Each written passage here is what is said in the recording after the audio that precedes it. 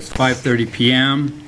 I'd like to call this meeting to order pursuant to the Arizona Revised Statutes 38-431.02. Notice is hereby given to the members of the City of Page Planning and Zoning Commission and the general public that the Planning and Zoning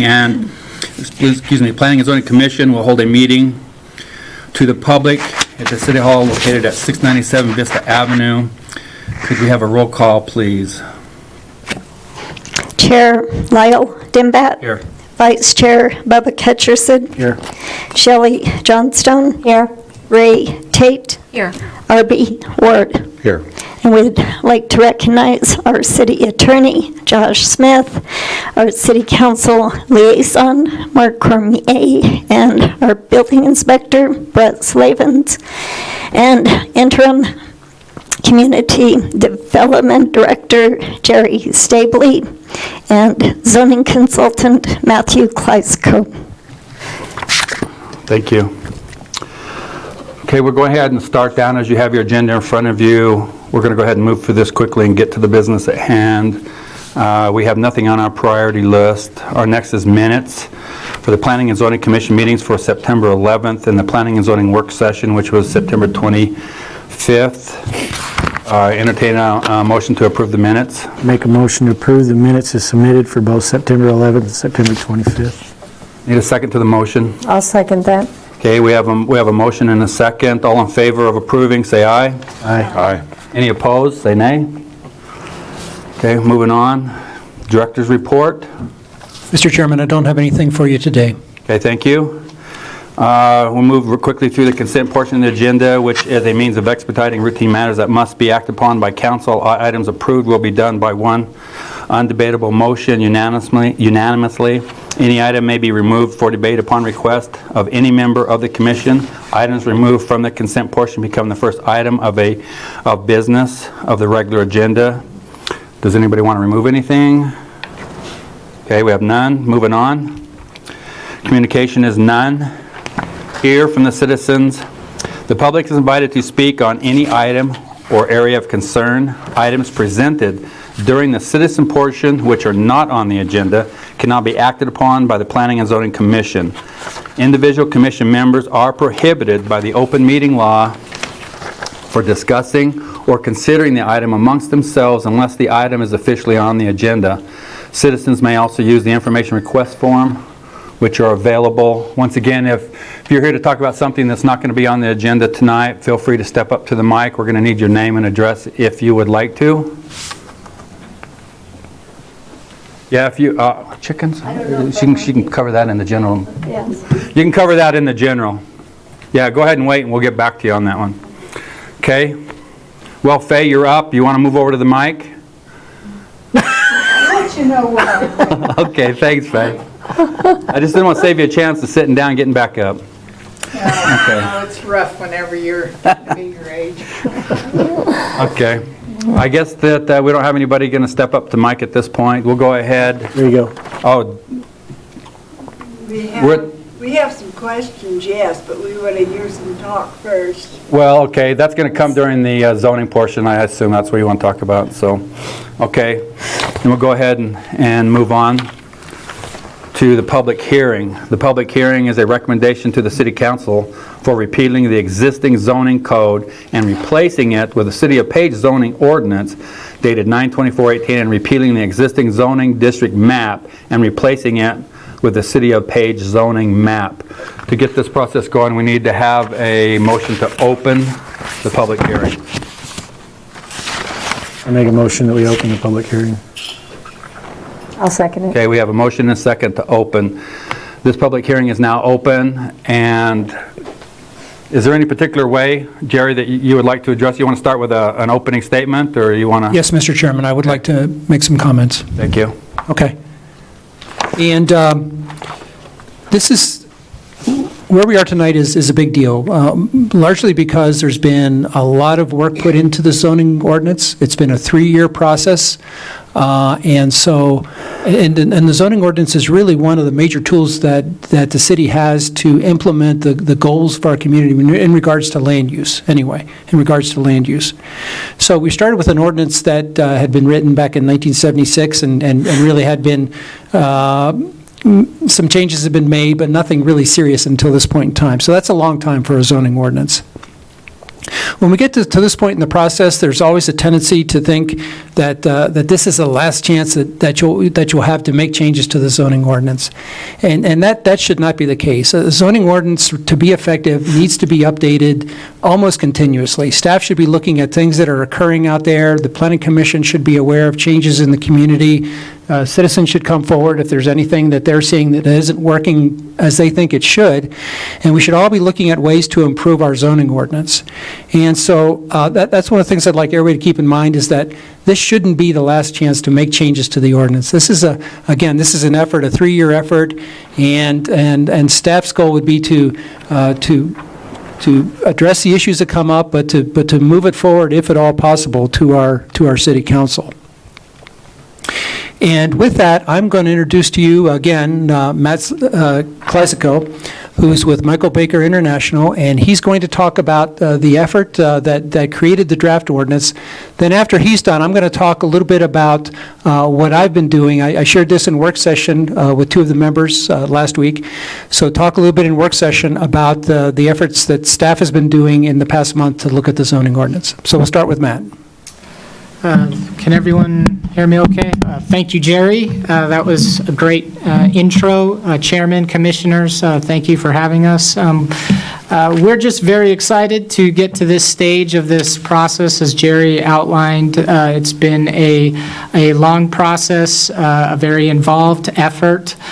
We've enjoyed getting to know Page community through that timeline, and we hope that we've addressed some of the needs that the community has, but as Jerry articulated, certainly this is a living document, and we can't always look into the crystal ball and foresee the next issue that's going to come through those doors, but we certainly did our best to work with members of the community and staff to identify a code that will hopefully continue to allow Page to develop and grow in the future.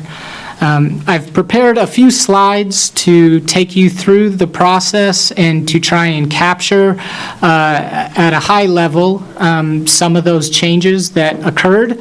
And then certainly through the discussions tonight, I'm happy to dive deeper into any particular issue, but we'll just jump in it from there.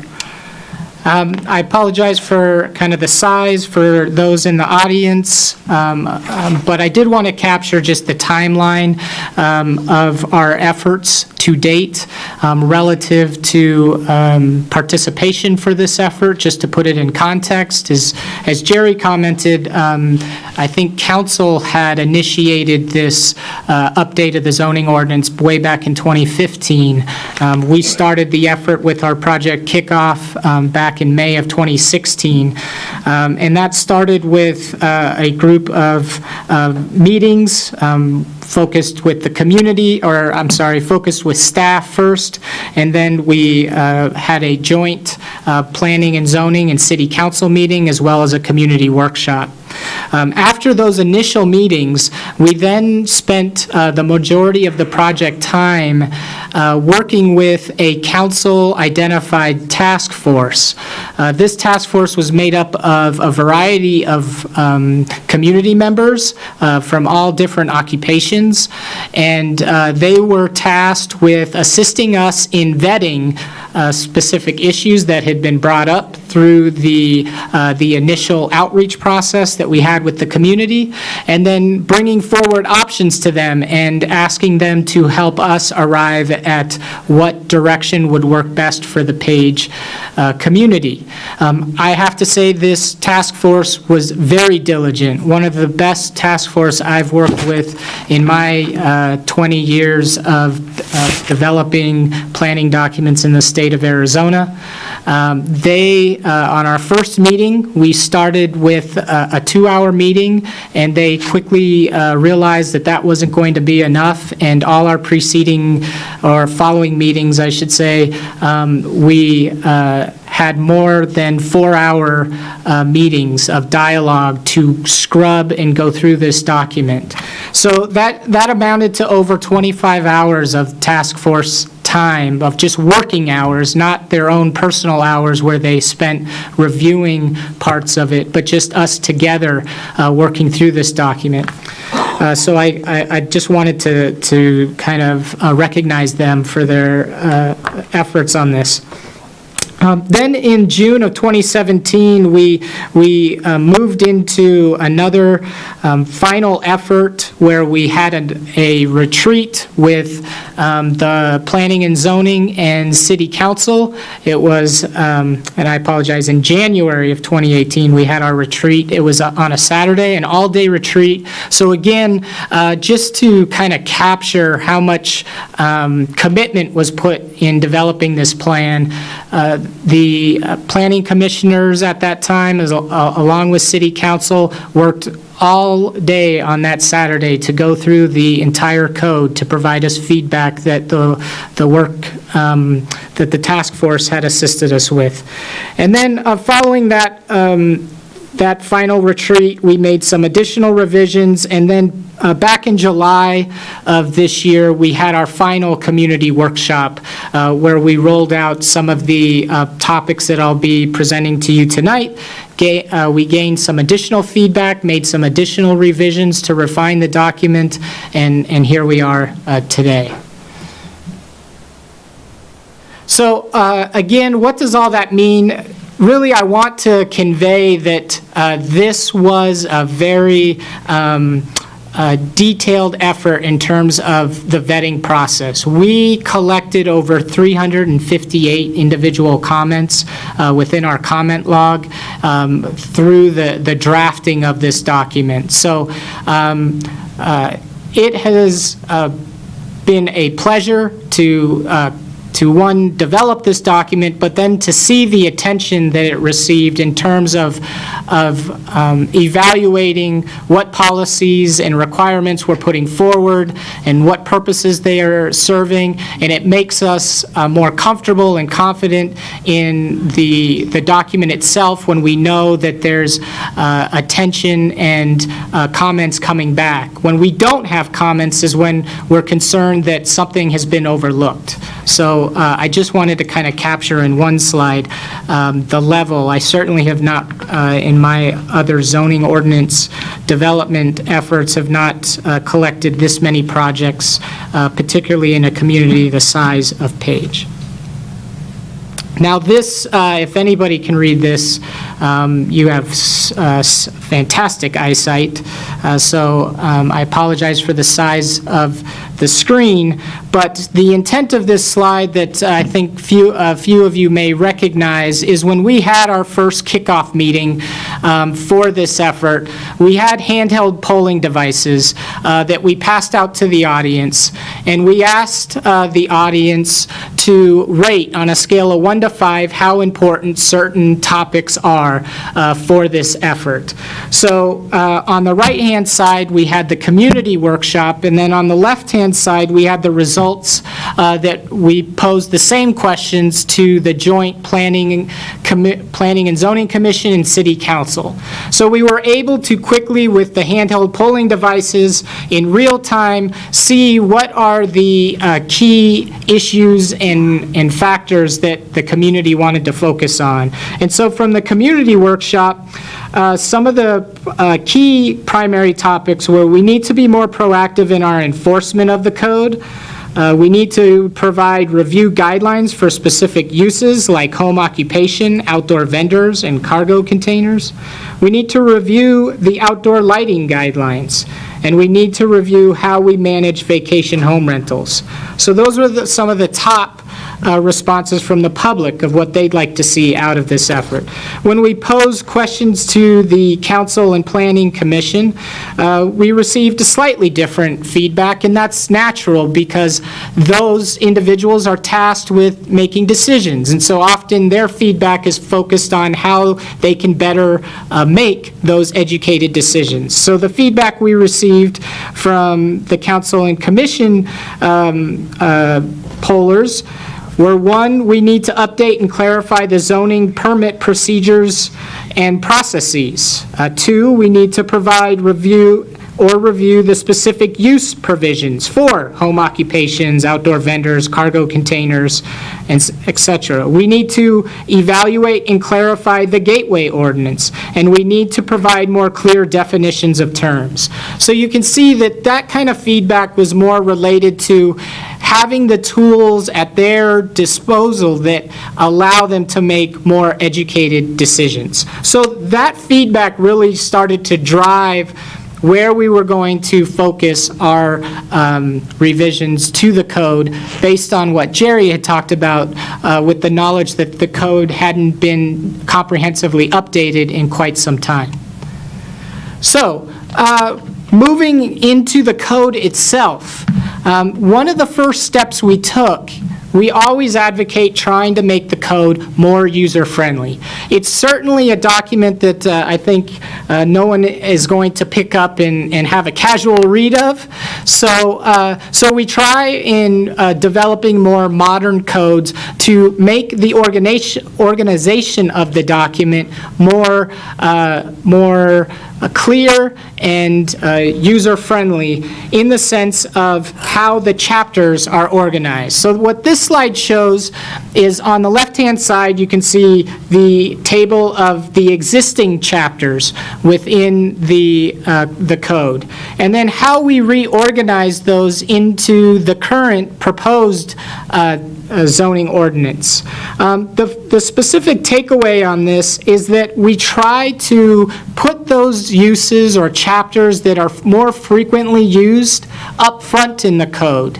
And then as you progress through the code, we start to get into more detail of the elements, and then finally with the definitions. What that does is allow people to, that go to the code most frequently for the most common uses, to not have to kind of sludge through the entire document to get to the information they're looking for.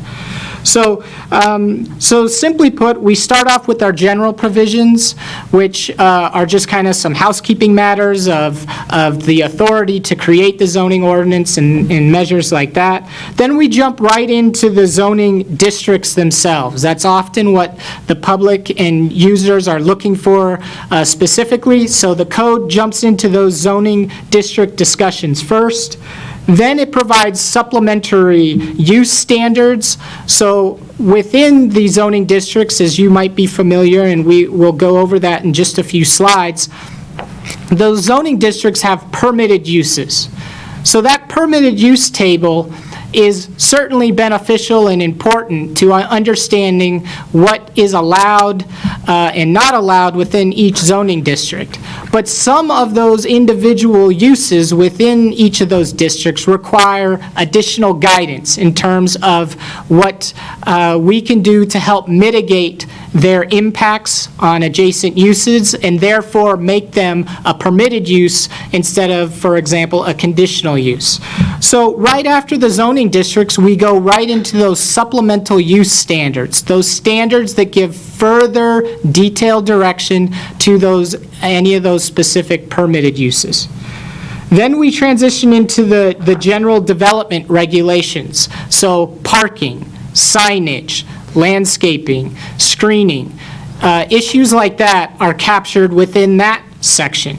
And then finally, the back portion of the document is those things that tend to be more procedural in nature and aren't necessarily more elements that are more frequented by the general public, and that is the zoning administration. So what are the bodies that are used to implement the zoning code itself?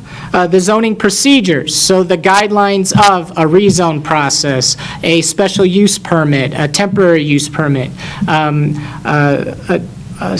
other conditions such as that. And then we clarified the enforcement, nonconformities, and then finally definitions. And I will say definitions is one section that we extremely beefed up, and it's often overlooked. It's kind of an afterthought in a lot of zoning codes, but from your experience on the commission, I would imagine that there might have been times where you've read something in the code and said, well, what's the definition of that particular phrase? And if you had it, it might have made the decision process a little easier than to say that, well, we all have to come up with our own definition of it. So we spent a lot of time actually enhancing those definitions to make the code, again, more user-friendly.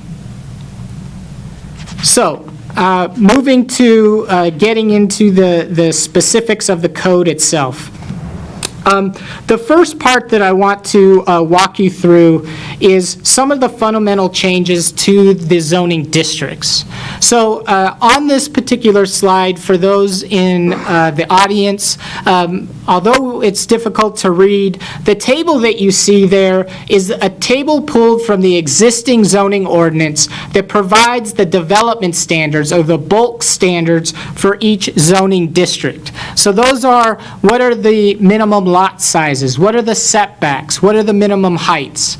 So the current development standards within the community, the use of the table is certainly common, but in the current code, there are, I think, upwards of 28 footnotes to that table. So when we go to that table and we start to read it, it starts to become very challenging to comprehend all of the requirements because we have a list of additional footnotes under those guidelines.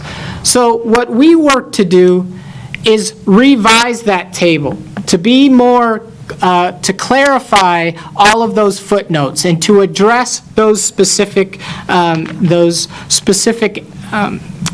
issues that could be better cleared up with a more modern table. So it's, again, I hope you can see it on your screen. I'm not going to go through, we organized these development standards tables by zoning groupings. So we have a development standards table for residential uses, we have one for commercial, and another for industrial uses. And I highlighted within each of those tables, for your review purposes, in green, some of the development standards we changed.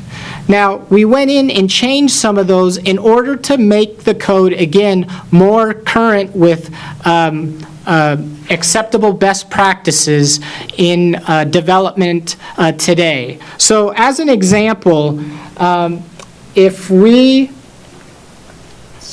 look at R18 and R17 zoning district on the side setbacks, the current side setbacks are 10 feet on either side.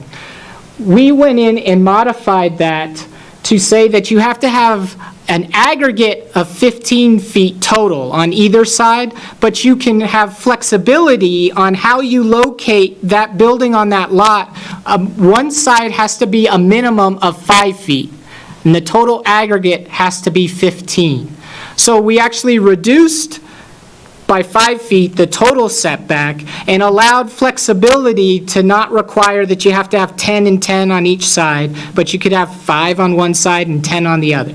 So again, that's a approach that when we went through the document, we tried to identify those ways that we can make development within the community more flexible, but still achieve the goal of considering adjacent uses. Another issue that we looked at is the building heights. We analyzed that, and we can see on the last column there, at least within this residential example, in parentheses is what the existing code shows. So 25 feet is the existing maximum height in the R18 to R15 zoning district. but we upped that to 30 feet because that's a standard maximum height when you account for a two-story building and the pitch of a roof. Again, because of time, I don't want to go through every specific nuance. We'd be here for an extended period of time, but I wanted to just try and capture a snapshot of the intent of some of the changes that we made from a development standards standpoint within the code. We also looked at the proposed uses within the zoning districts themselves. That was something that we heard quite a bit when we started this process, is that can we minimize the number of conditional uses we have? Can we try and streamline that development process, but still continue to protect the impacts to adjacent properties? And certainly in looking at the current code, the list of permitted uses that you see on the left there, that's only a snapshot of it, was antiquated. It had some uses that are not frequently referred to in present day, and then it omitted, quite honestly, a high number of uses that would be beneficial to capture in order to clarify the difference between, let's say, assisted living or an assisted living center and a nursing home, or the different types of multifamily or the different types of residential that you can have. Right now in the permitted use table, there are, I think, provisions for single-family residential and multifamily residential, but we went in and added single-family detached, single-family attached, duplex, multifamily, live-work, all of the types of uses that are more common today, to give, again, more clear direction on where those uses are permitted and not permitted. Now, the other element that I would bring your attention to that we like to incorporate and is somewhat unique to the codes that we develop is this last column within the enhanced table. So this last column talks about supplemental use regulations. And so that's, if you recall what I discussed at the opening, is that we heard a lot about how can we remove the conditional use measure for certain uses and make them permitted? And as we talked with the task force and met with community members, we found that there's some uses that if we were to just make a few clarification items to those, we could avoid going through the whole conditional use permit process. So this supplemental use regulation column is what we utilize to help guide the reader to going to additional information about what is required to develop that particular use. So the current table, you might go through there and see that, oh, it requires a conditional use, but then you have to flip through the code to see if there's any other locations within the code that have additional guidelines relative to that specific use. What we've done is highlighted the specific section you can skip to go get further information on that specific topic. And that avoids the reader, again, to have to flip through the whole document or know the whole document in order to find the information that they're most interested in. So, what does that look like? This is a list of all of the supplemental use standards that we included in this zoning ordinance update. So, for the benefit of the audience, I'll read this list so you can hear them. But what I wanted to, again, clarify is we don't have all the time tonight to go through every single one of these. We certainly, in discussion, can look into these in more detail if anyone has specific comments or questions about them.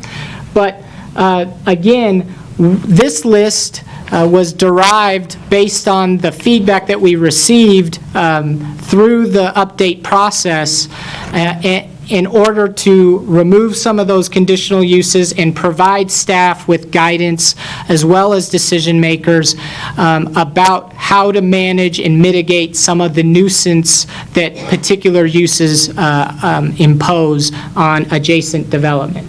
So the supplemental use standards include guidelines for adult entertainment businesses, animal kennels, shelters, hospital, clinics, and training schools, assisted living centers and nursing homes, automobile boat repair major and automobile boat repair minor. So we make a distinction, which the current code doesn't do a very good job of, a distinction of when are we just changing the oil or tires on a automobile or boat compared to a complete overhaul. That's certainly a big distinction between how that might impact an adjacent development. Automobile boat sales and leasing and rentals, campgrounds, child care centers, child care at home. That's kind of the nuance there is based on state statute. There's actually state regulation guiding the difference between providing child care in a center compared to a child care out of someone's home.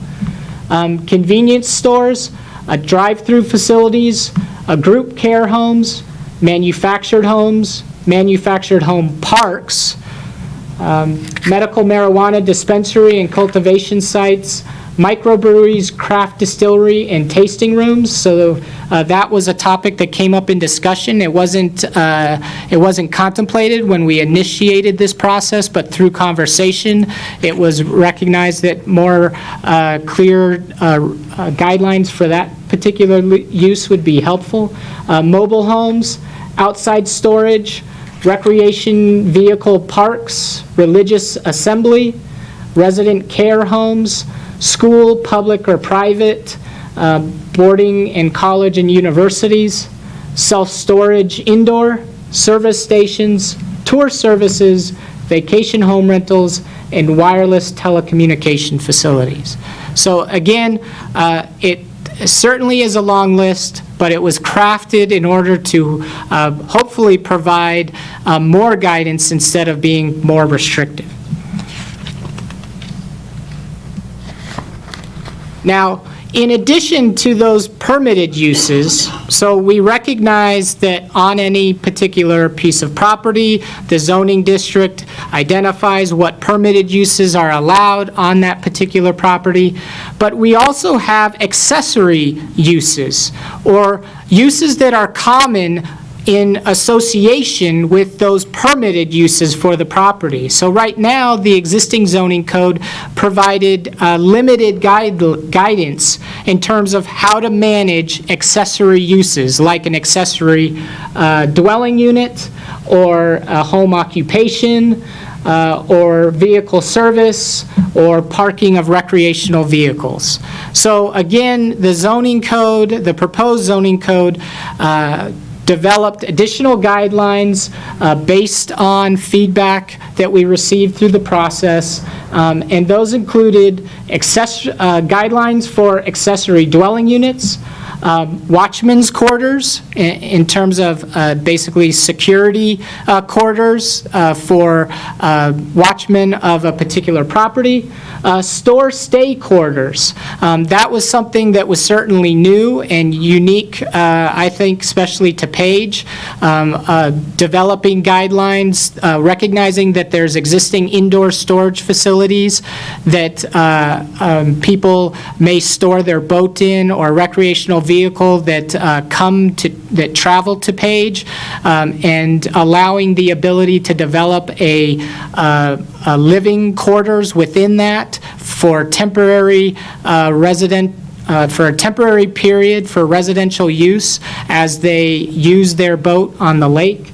Employee contractor quarters. We recently completed, the city completed a housing study and recognized the challenges from a housing standpoint. So this was something we put in at the direction of the results of that housing study, of providing options to particular development to include employee or contractor quarters on their particular site to allow for, again, temporary housing for maybe seasonal workers or workers that are assisting on a job that might have a specific time frame.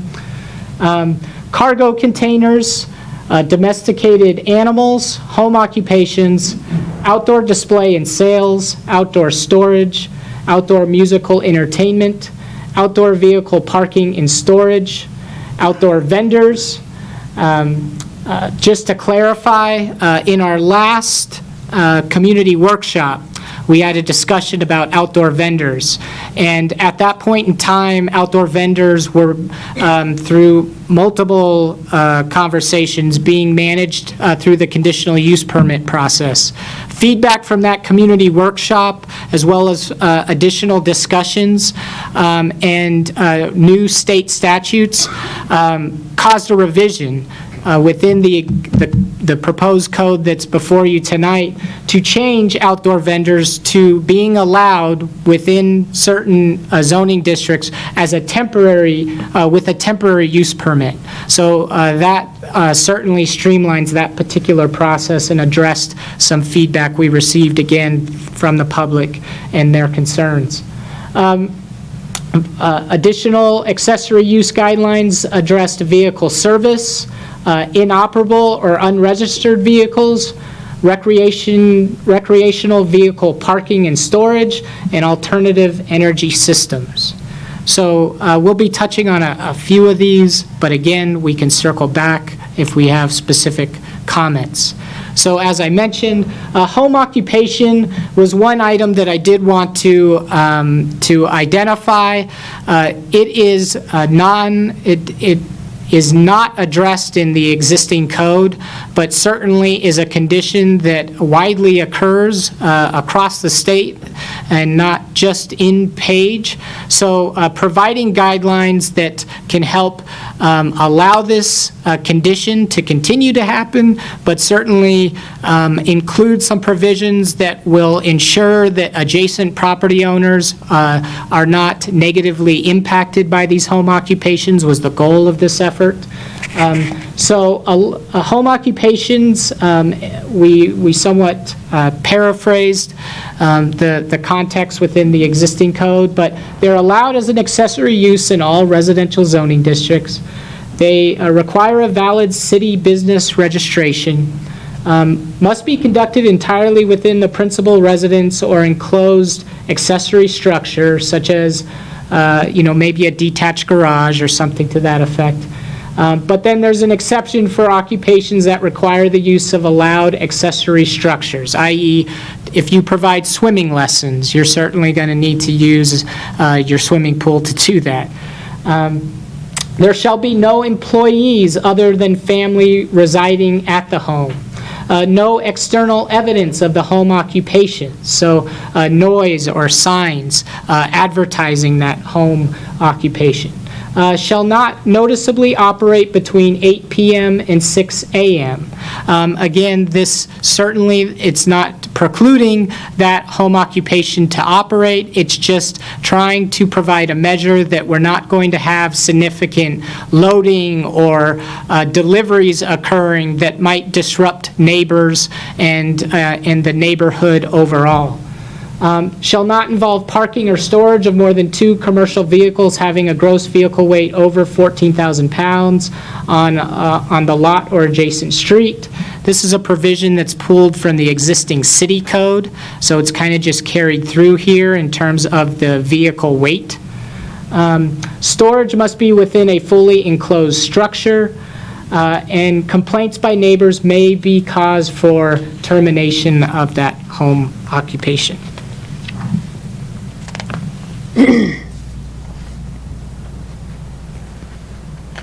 So, as I mentioned before, outdoor vending It was a topic that had been discussed quite extensively throughout the process, and we looked at different ways and issues to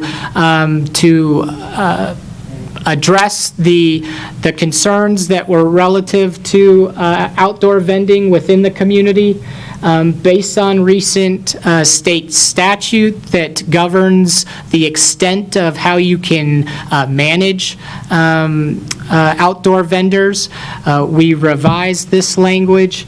And so to clarify, outdoor vendors are permitted, subject to obtaining a temporary use permit. This policy does not apply to city-owned property or events authorized by permits, such as a farmer's market, a school event, or a recreational event. So if some type of special event gets a permit, they don't have to get an additional permit to allow for the vendors that are supporting that event to operate. But if it's an independent temporary use, they would be required to obtain a temporary use permit through the city. They're only allowed on commercial or service commercial districts with established principal uses, no vacant lots. So this was a topic for discussion, but the culmination or conclusion was that we should ensure that if there is a mobile vendor, that they're not freely just operating on vacant properties and in some ways circumventing becoming, we always want to promote businesses to become brick and mortar establishments within the community, but we certainly don't want to preclude operations to, get their footing through the mobile vendor process. So the culmination was to require that they be located on property that already have a principal established use, rather than simply vacant land. If located in a parking lot, shall not reduce the minimum number of required spaces, and they're required to adhere to all other city, county, or state guidelines, and that's really relative to health standards. So, moving into parking regulations. I have a slide. The slide that you see up captures the table in the current existing zoning ordinance that provides provisions relative to parking requirements. Again, the existing code has some challenges with how it requires parking. One of those examples is it has the same parking requirements for all residential uses. So it doesn't account for the fact that a single-family home might have a different parking need than a one-bedroom apartment. And certainly, more modern codes would develop parking standards that are more related to the needs of the particular use. And what we call that is overparked. In terms of requiring too much parking and trying to scrutinize those standards to make sure that we're not overparking our community.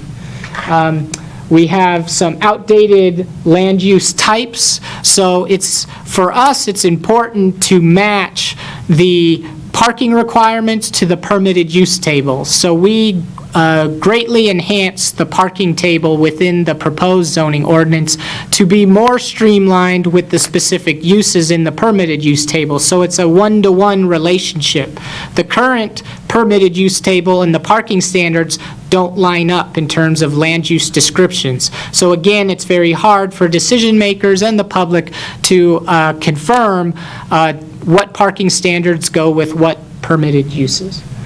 And then last, there's limited flexibility in the parking design standards. So they're just very basic in their application. Here's a use, these are the number of parking spaces are required, and really no other options beyond that. So to address some of those challenges, we really looked at the development standards in great detail and gave a lot of, we think, beneficial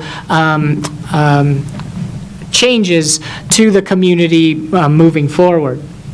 So on the right-hand side of the screen, you see a capture of the updated table. So you can see to some degree that it has a very similar character and look of the permitted use table. Again, to make sure we keep that one-to-one translation.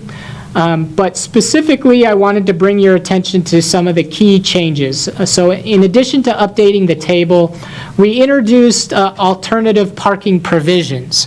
So again, to provide that flexibility, we recognize that there's opportunities to account for different development conditions. So one, we allowed for compact spaces. So a certain percentage of parking spaces for some uses can implement compact spaces. Certainly that's a common provision, and it's something that we carried forward in the changes to this condition. On-street parking. So in more, especially here in the downtown or more developed areas, there's opportunity for developments that are adjacent to on-street parking to count those spaces towards their parking requirement. Again, to recognize that those spaces will be used for parking, so that's an opportunity where we can avoid over-parking the community again. Shared parking and off-site parking. So some uses may have parking demand during the day, where other uses have parking demand in the evening. So in those instances that specific uses might have alternate parking requirements, there could be an opportunity to have shared parking. Again, there's no reason to overpark the community and require both uses to have a certain amount of parking spaces when they use them at different times of the day. So again, for specific conditions, if it can be shown that the peak parking demand is at different times of the day, shared parking could be a condition that is implemented. And then off-site parking is a condition for those uses that may not have space for parking and is within a downtown area. Off-site parking that is accounted for off-property, if you will, is another provision we put in there for consideration. Again, all of these are uses or conditions that would have to be proposed to staff during the development site plan review process, but again, there are at least tools in the code that can be used.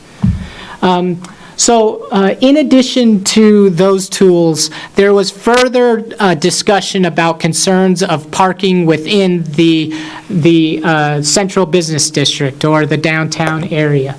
So we provide further flexibility for guidelines in this portion of the community. So specifically, parking shall be half of those listed within the CBD.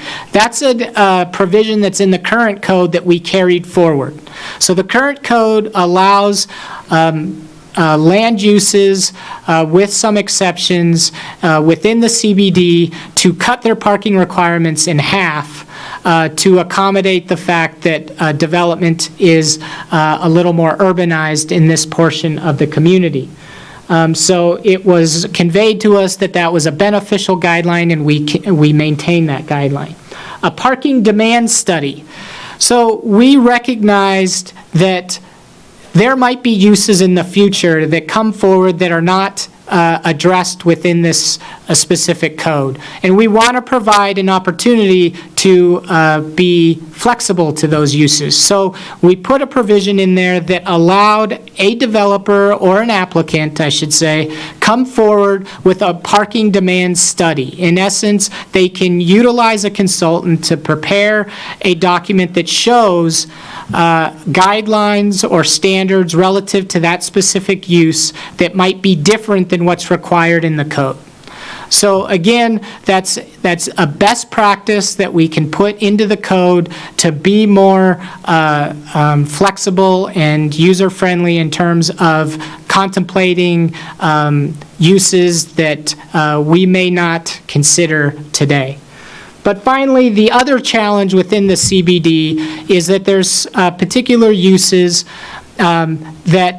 or structures, I should say, that have rotating, if you will, uses. It might be a restaurant, one portion, and then a few years down the line, it may change into a bookstore or some other use that isn't a restaurant. Those parking generation factors are different.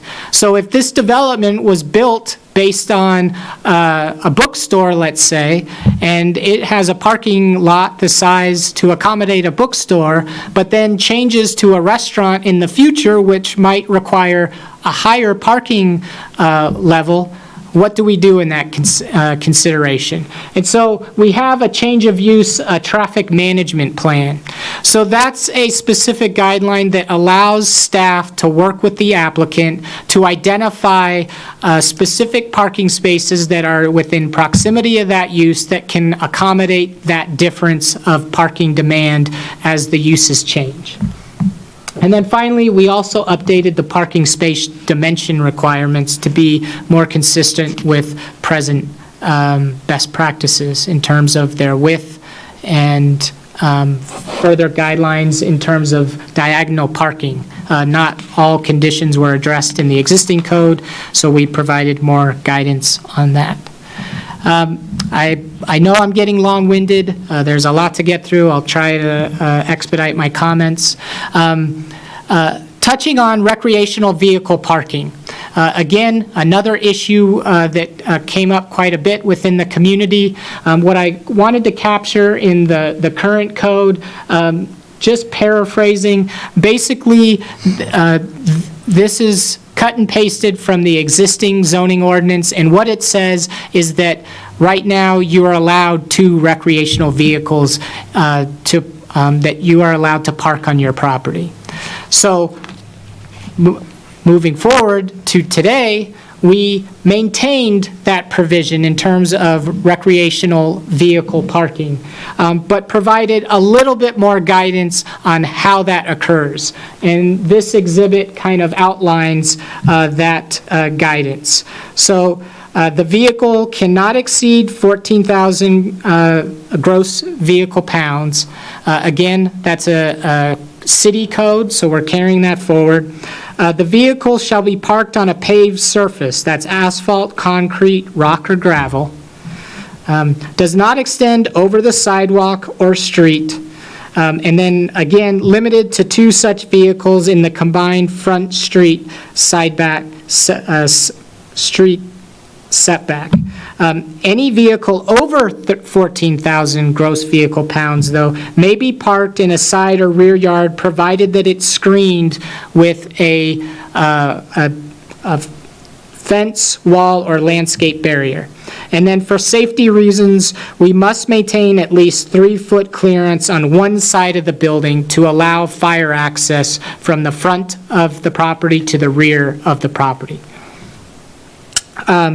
To clarify, temporary parking of recreational vehicles that exceed a gross vehicle weight of 14,000 pounds in a required front yard setback for loading or unloading or repairs is allowed for a period of 72 hours within 7 consecutive days.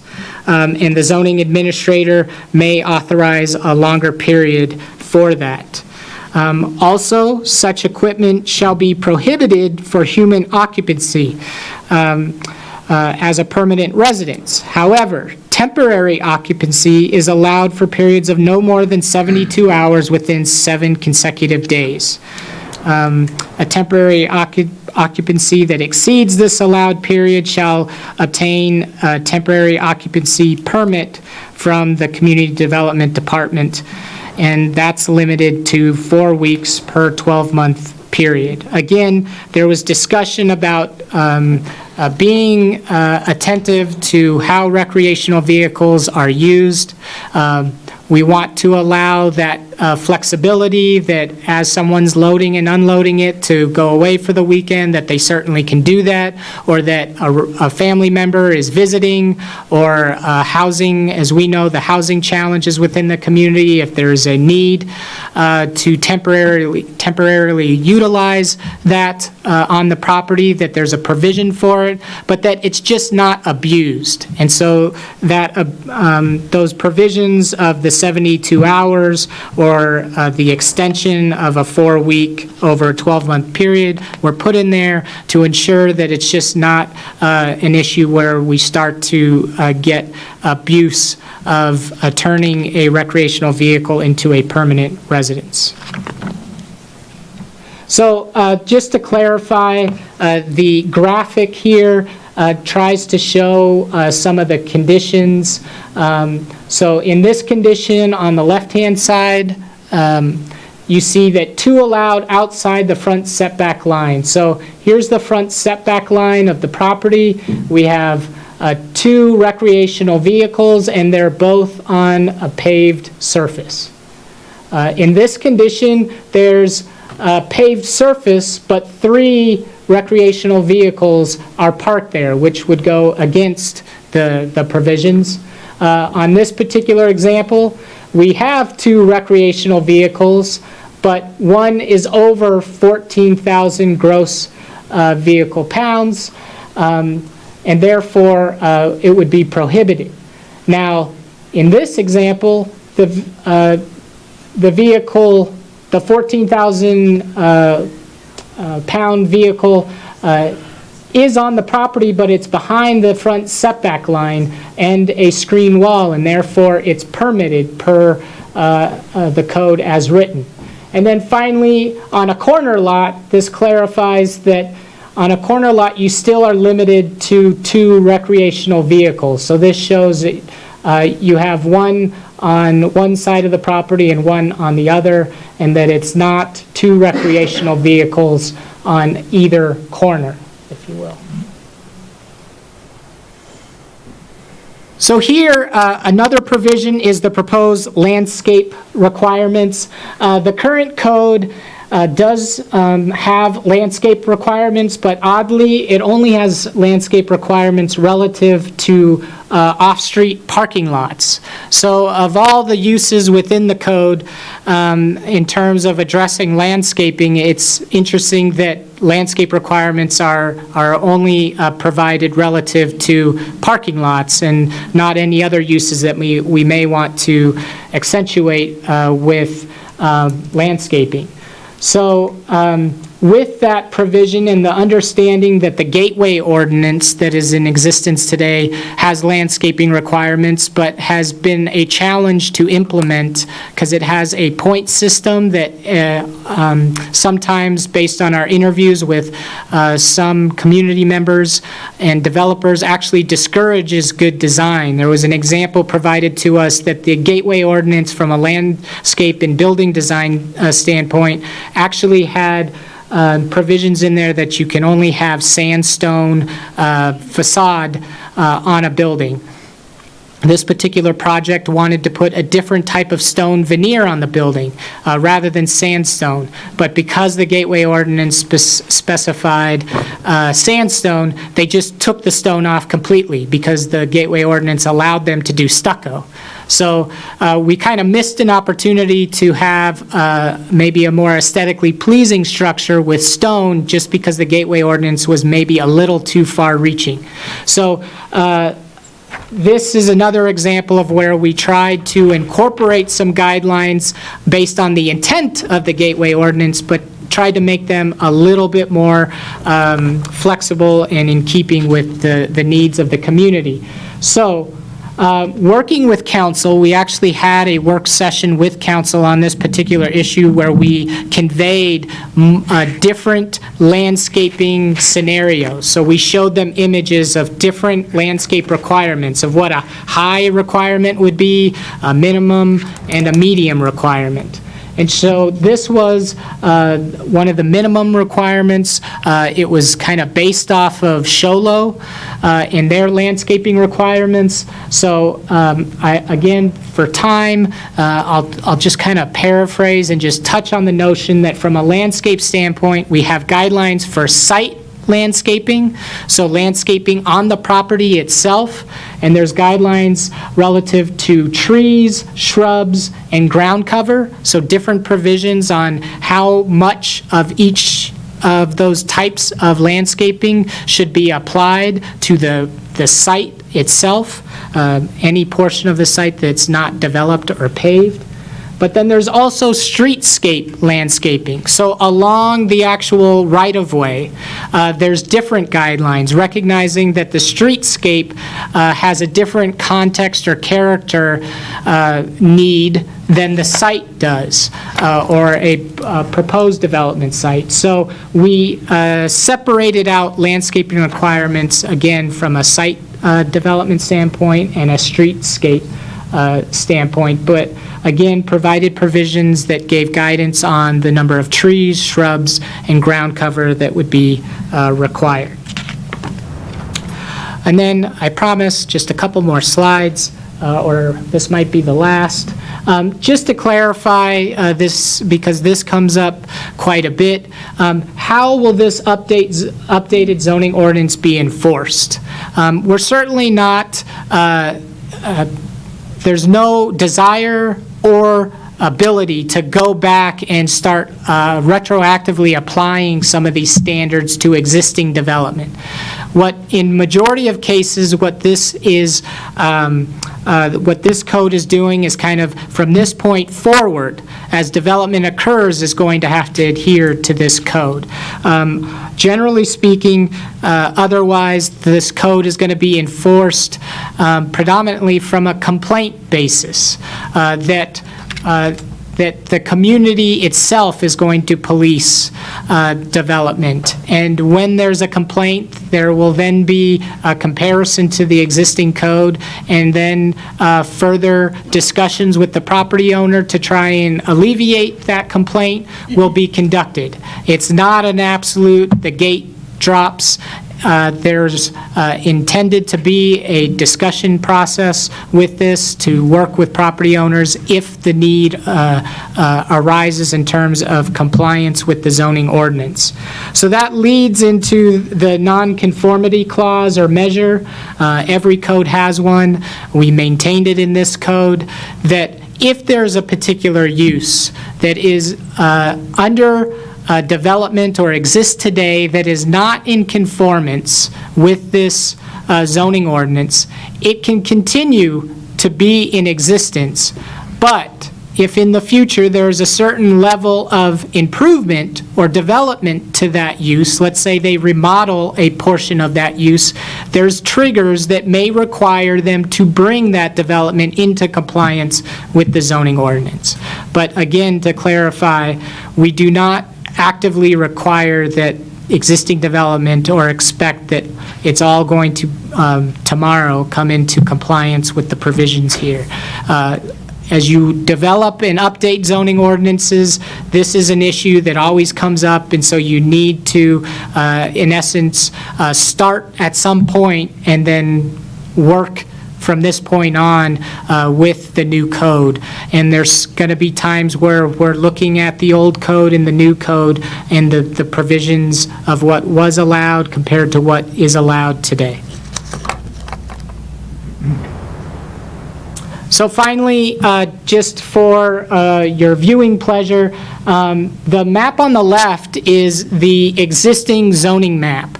It is a map that we had to scan in, and you can see the wrinkles on it because of its condition. And so It doesn't, the current zoning map actually doesn't even cover the extents of the total limits of the city of Page. So the map to the right is the updated zoning map that we prepared, that we digitized into GIS. So it'll allow the community to, on a more frequent basis, ensure that any rezones or cases that come before you are captured within the zoning map so that it's always current and up to date. So that, again, is just for your reference. And with that, I will open it up for discussion. Can I make a point of order? Josh, help me remind me, with regards to the communication process, we're not going to engage with the public, they're not going to engage with us, but us and them can ask Matt or you guys questions. Is that the way I understand it? As far as the public hearing goes? Yes. Yeah, I mean, it's really up to you as the chair of the meeting, how you want to conduct the meeting. But generally speaking, the comments are made to the body, the public body, from the public hearing, and then if the public body has questions or things like that. We can engage in a dialogue, and that would be acceptable. I just want to make sure I'm clear on the rules. Okay. Mr. Chairman, if I could suggest a method, perhaps the Planning Commission may want to ask the consultant questions, because staff still has their presentation and the things that we would like to change. So perhaps, while it's all fresh in your mind, maybe you can ask, maybe the commission can ask questions of the consultant, and then staff would go and make our presentation, and then you could ask questions of me after that. That might be okay. I would like to do it maybe in a different order than that. I would rather hear from the citizens first, because that might have an impact on maybe the comments that we want to make, because they might come up with a point that I didn't think of that I might want to come back and include. That is your prerogative. Do you want me to make my presentation then? That would be great. Okay. And yeah, if you can quickly, and then I know that there's a couple that want to speak to this. I know we have the gal in the front. I don't know if this is where she should do it or not, but yeah, I want to get things moving along. Okay, very good. So if I could get Tom to go ahead and switch over to my presentation. Oh, yes, thank you.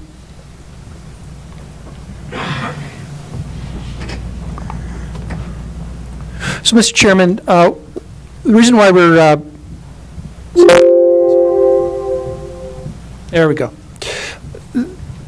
The reason staff is presenting today to you is because I came on about a month ago, and my direction from the city manager was to take a look at the zoning ordinance and to determine, using my 35 years of experience in planning, to determine if I felt there was any unneeded roadblocks to approval for projects that would come to us. So one of the things we're going to be looking at, we're going to be looking not only at our ordinances, but we're going to look at our processes, our policies, and try to find ways to make sure that, again, we don't have any unneeded roadblocks. There are times when certain approvals do need a long, drawn-out period to review, and in some circumstances they don't. And so that's one of the things we're going to be looking at. We're going to be looking at, do we have to do some things? There are some things that are required by state law that if the state didn't require them, we probably wouldn't do them. But lastly, we're going to be looking at, does it really add value? Do the things that we are requiring the applicant to do add value to the process? Better information for the Planning Commission and our City Council moving forward. So overall, I've had a lot of time to spend with the zoning ordinance, and I think it is a very strong quality work. Matt's worked very hard on it. A lot of public feedback, a lot of work's gone into this.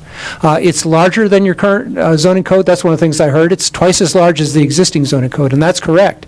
But it's got a lot more information in it and a lot more things that probably should have been addressed in our zoning code, but because of its age weren't addressed in it. Things such as the general plan amendment process and the duties of the Planning and Zoning Commission are things that appear in the new one that didn't appear in the old one.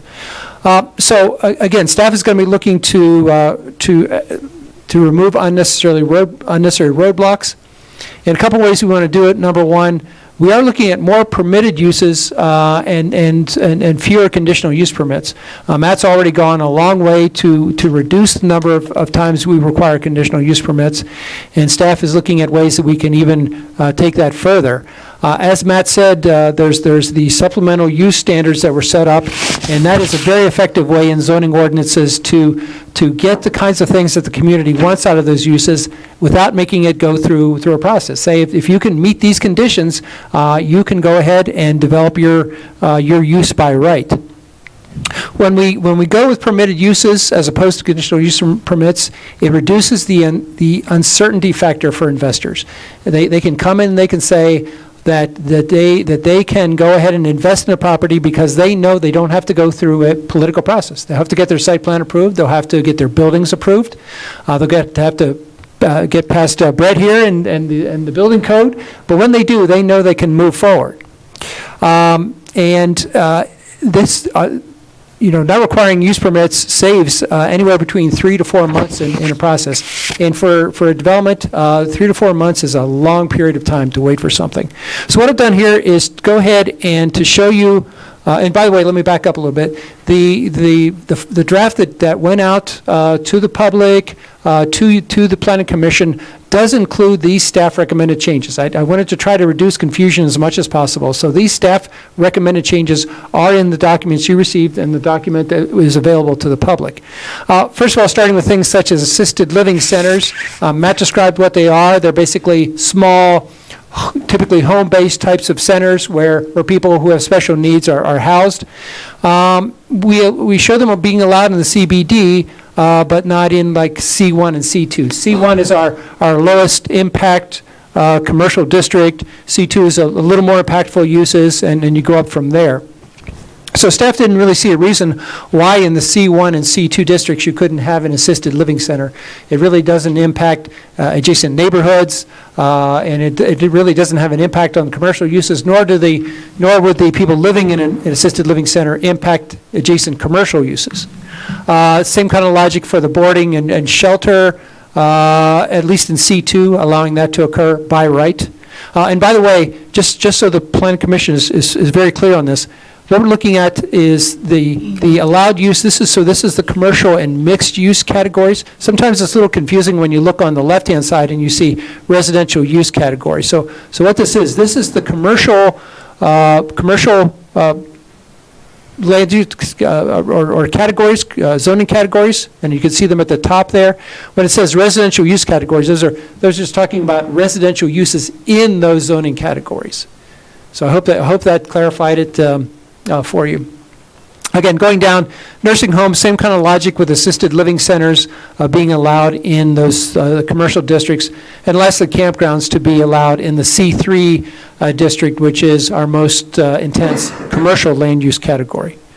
So moving on, animal kennels and shelters being allowed again in the C3. Again, C3 is our most intense commercial land use category. Moving on to the next one here. Religious assembly, allowing that to occur in industrial parks. Industrial park is our most intense zoning category in the entire city. That's where you have your heavy industries, things that have the most impact. And my logic on that was that if a religious assembly chooses to go into an industrial park, then they're making that selection to be in an area where they have those potential neighboring impacts. One of the things that can occur with religious assembly versus industrial and office uses is that they have different times when they have parking in there. So sometimes they can share parking between two uses and not have any impact on the various uses. Adult entertainment, let me talk philosophically.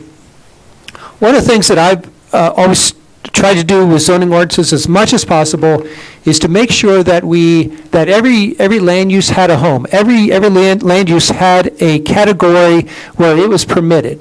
Because if we get legal challenges to the zoning ordinance, typically it's in a situation where somebody comes in and says, listen, there is no place in your zoning ordinance where I can do my land use and not have to go through a political process of getting either rezoning or a conditional use permit. And so that's one of the reasons why with adult entertainment, I'm showing it as a permitted use in the IP in the industrial category. Again, it's not going to impact those land uses, those industrial land uses. Going down to animal training, allowed is permitted in the SC. SC is service commercial, so it's very intense commercial uses under the industrial categories. It's a little bit unusual, but so animal training and animal kennels and shelters being permitted in that most intense commercial use. Moving along to outdoor entertainment, about halfway down the chart there, you can see commercial entertainment, outdoor. Outdoor entertainment can be very impactful, especially when it's next to a residential neighborhood. Again, looking at the industrial park category, again, our most intense category, and allowing it to occur there, allowing it to occur at least in one category within our zoning ordinance without going through the approval process.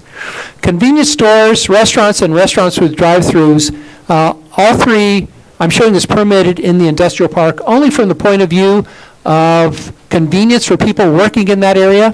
If they want to at break go out and get a pop, if they want to go and get a sandwich at the restaurant, if they want to go through the drive-through, this allows somebody to come in, entrepreneur to come into an industrial park, be able to establish a small store, do a lunch restaurant, and be able to thrive in a place and don't require people to drive long distances to be able to get their lunches, or if they want to get a bottle of pop.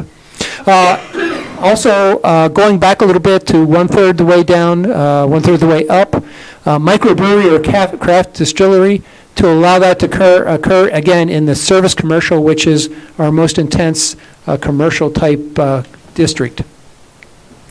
Looking at coming down to auto wrecking and salvage yards, allowing that to occur in the industrial park category. Again, it was not allowed by right in any category, so that would allow that to occur in that very intense land use category. The one that's, the title that's shown in blue there, heavy rental outdoor, was shown in our commercial categories, but not in the industrial categories. And I felt that it fit also into the industrial category as well, and would be permitted in the service commercial and the industrial park areas. Indoor storage for boats under service commercial, I didn't feel that was going to be an impact, so thought that change could be made as well. Let's see where we're at. Okay, automatic reversion of conditional use permits. Through most of the zoning ordinance, that doesn't occur. In one place in our wireless communications facilities, it does occur, and I talked to Matt about it, and the reason it was allowed to stay there is he was directed not to do anything with wireless that had been done relatively recently. Staff didn't want to make any changes to it. The problem with automatic reversions is they really don't stand up to the test of law. That really, under law, any permission that's granted by a city needs to be taken away by the same method that it was given. For example, if the Planning Commission approved a wireless facility and for some reason the city wanted to remove that wireless facility, we would then have to come back to the Planning Commission for you to revoke the conditional use permit that you granted. And so that really just cleans up the ordinance and makes sure that all of our uses, if we're going to revert something, if we're going to get rid of something, it has to go back through the same process it was approved by. Water from chicken coops. This is something that we received feedback from a citizen who had done some research into raising of chickens and found that water that can come from the cleaning of chicken coops can have salmonella disease in it. And her strong concern was that the water could be used to change to clean chicken coops could go into a neighbor's yard, and that neighbor could have children who could get seriously ill from that land use. So staff added some language, and she'll tell you if she finds that appropriate. But there at the very bottom, we're looking for to add where water used to clean coops, pens, and cages must not be allowed to flow into adjacent properties. So that's a way of addressing that health issue. We also looked at the parking standards, and overall I found the parking standards to be very, very good. The one that did jump out at me was for restaurants, and what I found is when I looked at a conceptual 2,000 square foot restaurant, comparing the standards that Scottsdale uses, and I worked for 19 years in the city of Scottsdale. I know they spent a lot of time looking at their restaurant parking standards, that for a 2,000 square foot restaurant with the normal amount of area that would be, used for the front of house, places that you sit versus back of the house where the kitchen is, that the city of Scottsdale would require 17 spaces and Page would require 24 spaces. And so, based on that, staff suggestion is to use the Scottsdale standard, and that's one space per 120 square foot gross. Now, by gross, we mean gross the entire building, looking at the entire building, not just that area that food is going to be served in. The reason for that is because we've had a building that's been vacant for a little while. They came to us, and it's a very large building, and they said, well, how much parking is going to be required? And I said, I had no idea, because I need to understand how much kitchen is going to be, et cetera, et cetera. What this does, it makes it very easy for somebody who owns a building to determine how much parking they're going to need. They just need to know how much interior space they're going to have. So that shows the change itself in the zoning ordinance. Another thing we were looking at was to give the Planning Commission the ability, the continued ability to approve conditional use permits. One of the things that's in the new zoning ordinance was to take away that ability that the Planning Commission would make recommendations to the City Council instead of being able to decide on conditional use permits. We were in work session with the City Council last week and talked about this, and when I mentioned this to the City Council, nobody jumped up and said, hey, we really want to be able to review conditional use permits. So the question that I had in looking at it, why add extra time to the process? If somebody just has to go to a hearing of the commission, then they save 2 to 4 weeks in their approval process. Also looking to process minor general plan amendments concurrently with rezones. Major general plan amendments are those that are going to have impact on the community at large.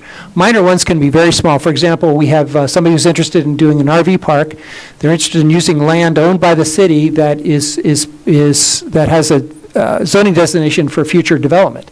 And so obviously they need to change that because they want to do current development. And if we required them to go through the process, we required them to get their, amend the general plan first and then get into a rezoning process, that would add sometimes 4 months to that process. And so that's one of the things we're looking at. If it's a minor amendment to the general plan, be able to review it concurrently with a zoning case. And actually that gives better information to the Planning Commission anyway, because then you'll have, not just the plan change they want to make, but also you'll have their site plan, you'll be able to work with stipulations, so you have all in one ball of wax, and the citizens too can see exactly what the applicant is proposing for the site. And so that's a recommendation the staff would make for minor general plan amendments. Now, in work session last week, the Planning Commission came up with a couple things that they wanted to address. Now, what I'm going to show you does not appear in the information that was sent out to the Planning Commission or to the public, because we had 2 members of the Planning Commission the other evening. So we didn't have a quorum of the Planning Commission, and so it was really just a dialogue of the things that the Planning Commissioners wanted to ask questions about. One of the things that they asked a question about was the age of manufactured homes that people could bring into the community. The current ordinance shows an age of 10 years. The members present felt much more comfortable with 20 years. And so this is to show you then, if we were to change that, how it would look in the zoning ordinance, where it would appear, and how it would look in the zoning ordinance if we went from an age of 10 years to an age of 20 years. And they felt that was a better approach. Second thing that came from commissioners was covered front yard parking.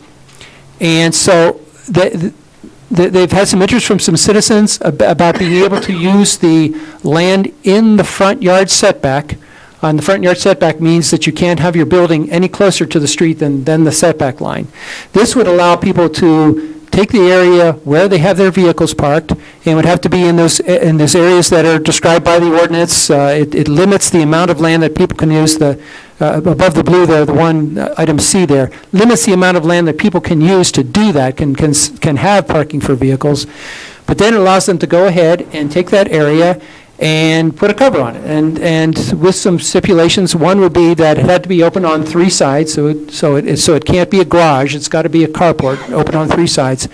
It has to be also architecturally compatible with the dwelling unit, so it can't be somebody coming in and just building an aluminum cover over top of their cars and calling it good. It has to be architecturally compatible, okay, so typically with an extension of the roof and typically with the materials of the building. And of course can extend into rights-of-way or easements. And easements are places where you often have utilities. We need to be able to come into those easements, dig up those easements if necessary to be able to get to utilities. And so we can't have a situation where we're having to tear down somebody's carport in order to be able to get a backhoe in there to be able to get to our utilities. And that is staff's presentation. Thank you very much. Okay, so I know we've had a lot of dialogue. There's been a lot of process to get to this point. I think what I would like to do, unless the commissioners have objections, I'd like to hear from the citizens. I think that'll help formulate some of our discussion as we go through in case it's going to be duplicated. And I'd definitely like to hear their concerns, and then we can address those. So I know that there's a lady here that wanted to talk about chickens, I think it was. If we want to start with you, and then I guess if you want to come up as you want, and then we'll go ahead and you can address your comments, pick your, whoever you want, I guess, there, and we'll go from there. Ma'am, state your name and address.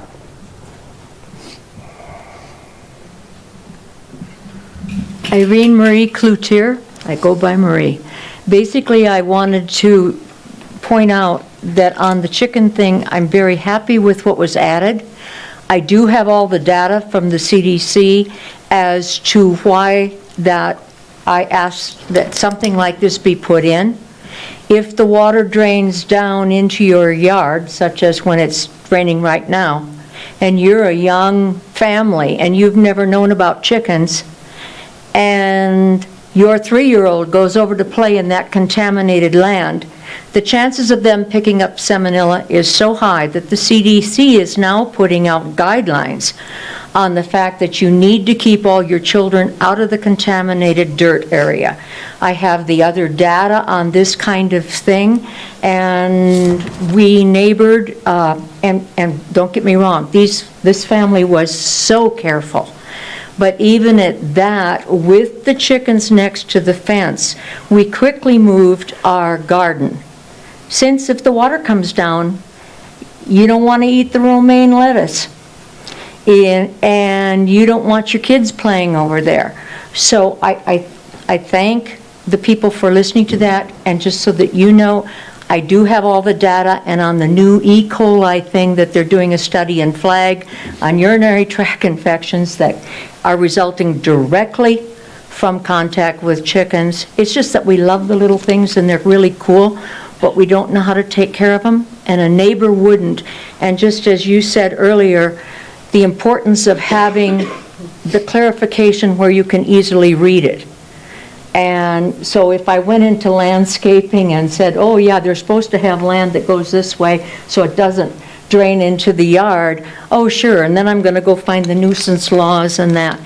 So I just wanted to say I have the data here as to why I asked for that, for the health of the community.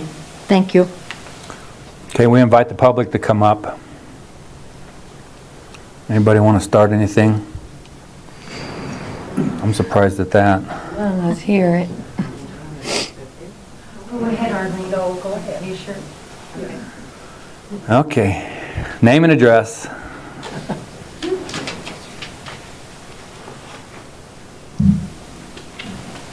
Teresa Bolby, 22 Turquoise Page, Arizona. This has been, wow, 3 years in the making. Long time. And it is definitely a good piece of work. A lot of time and effort has been put into it. However, I am here to say we should not be pushing this through at this time. It has taken 3 years to put it together. Let's take our time and review it. And as Matt had mentioned,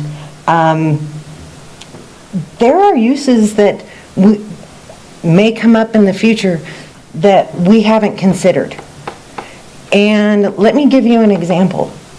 Within the code, or the proposed ordinance, cargo containers, they are currently very, very limited and restricted. Phoenix and Tucson have currently, this year, opened apartment complexes made out of cargo containers. They also opened shopping centers made out of cargo containers. According to this proposed ordinance, that's not allowed. We have a severe housing shortage around here and a limit on supplies and resources for building. We have to, for the most part, the developers tend to go out of the area. Why not encourage that growth through recycling? There is the green movement throughout the nation and the world to recycle and repurpose. Let's review this first before we move it on, because this isn't the only one. One of the other things is, why does section 2.25 residential site and architectural design guidelines, specifically paragraph B, part 5, ban specific products? And I'm talking Galvalume and Versatube. They are specific brands, and they are banned. What Galvalume is, it's a type of material that can be used for roofs and siding. It comes in many colors, shapes, designs. They even have a high-end one where it is designed to look like slate. Versatube is a prefabricated building that can be put together for barns, carports, sheds. But this section, and I believe there is another one, says it's not allowed. Why? On top of that, you also have the sections on odors and air pollution. And I know that sounds funny. I really do. And I know why they're in there. But they are abused. And they are currently being abused. For example, New York, and I realize we are nothing in comparison to New York. We are small. But New York in 2014 received over 100,000 complaints regarding odors, and over 50% of those were due to meals, were due to restaurants, were due to barbecues. In 2015, a gentleman in Florida had an environmental officer visit him due to a complaint regarding the smoke and the odor from his personal barbecue. And the official told him that he is allowed to have the smell on his property, but it can't leave his property. It may, I understand that the idea is it won't happen, but it does. And we don't want it to happen. We don't want to restrict personal barbecues and barbecue restaurants, things of that nature. But they do get abused. Excuse me, sorry. Yard sales. Why are we restricting yard sales? I'm curious as to what the idea behind that is. In the current code, they are not regulated per se. They are not restricted. In the proposed ordinance, they're restricted to 3 per quarter, 1 per month, no more than 12 per year. I'm wondering why. That section is 3.3.4.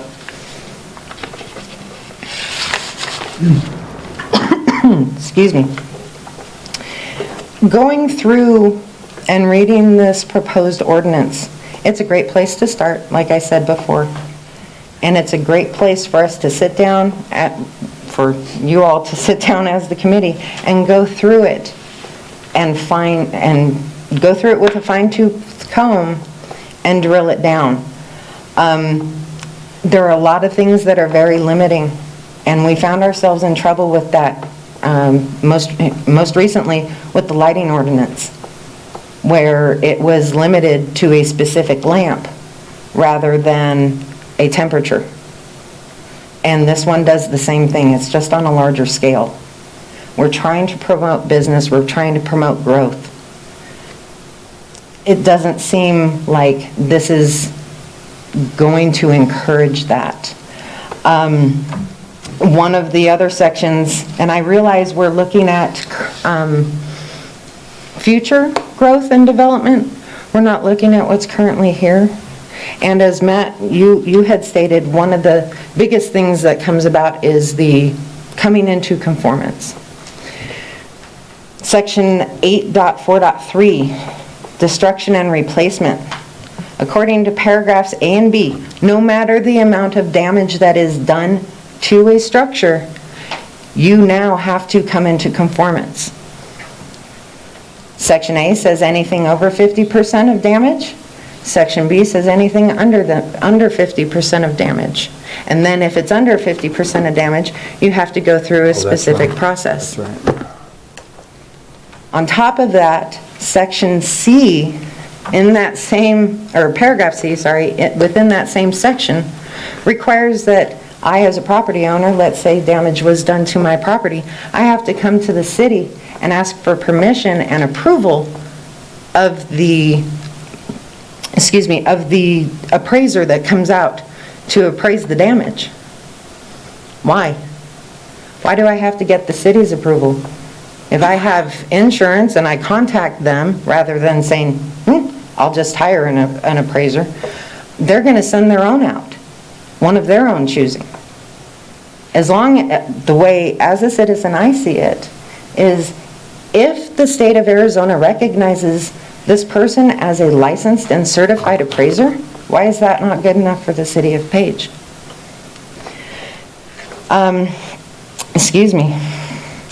Also, section 4.3.2, landscaping, and I'm really glad you brought this up, Matt.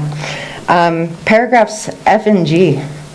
Within this section, it does not state that it is planned development. It does not state that, that it's for planned communities, and it does not list exemptions. It states that it applies to all residential and non-residential uses. And by the way, that is actually the chapter where it states it applies to everybody.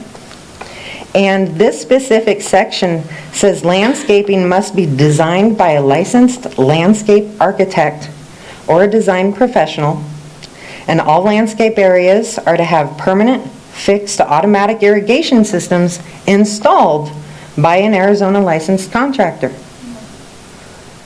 Most of your business owners and most of your individuals within this city, if they have to come up to conformance because of destruction or any type of damage, cannot afford to hire a specialist like that.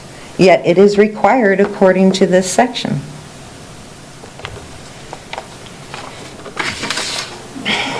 Excuse me. My final thing is yes, yes, we do need to fix our ordinances. We really, really, truly do. And this is a beautiful and long processed effort. But now we need to really seriously look at it as a commission and as a community before it moves further on to the council. It needs to be addressed, the different issues. As the young lady over here had mentioned, she found this study regarding public health. What else will be found within this proposed ordinance? Just a final food for thought, one of the other things within this is the outdoor vendors. The way outdoor vendors is defined within this proposed ordinance, other cities have gotten into trouble with because it also includes your quasi-Americana lemonade stands and your Girl Scouts out there selling cookies. It's gotten so bad, and I did bring the articles if you all would like to see them. It's gotten so bad that Country Time Lemonade has actually started their own fund to help bail out, so to speak, kids who have been fined for violating their outdoor vendor ordinances. We don't want that here. At least I don't. I want kids to be able to do their lemonade stands or sell their Girl Scout cookies and not get in trouble. And that's just because of how the ordinance was written. And that is how this ordinance is written.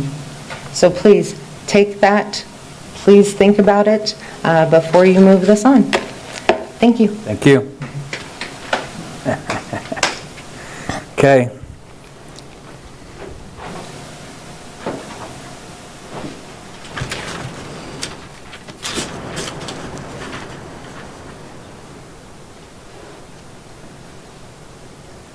Arlene Miller, 91 Birch, and I'm here in my flesh and blood capacity with my name spelled in upper and lower case. And this has been going on for a long time. After reviewing the Waseca City Council's priorities by Crystal Prentice, dated March 28th of 2014, and Kim Johnson's response stating we want to add something with teeth that can be more efficient and allow us to take action. I am appalled to learn the regionalization of international organization standardization has been introduced to the City of Page to achieve their purpose to diminish all of our property rights. There are laws that protect our property rights and prevent others from confiscating or using our property without our express permission. The U.S. Constitution protects our property rights as stated in the Fifth Amendment.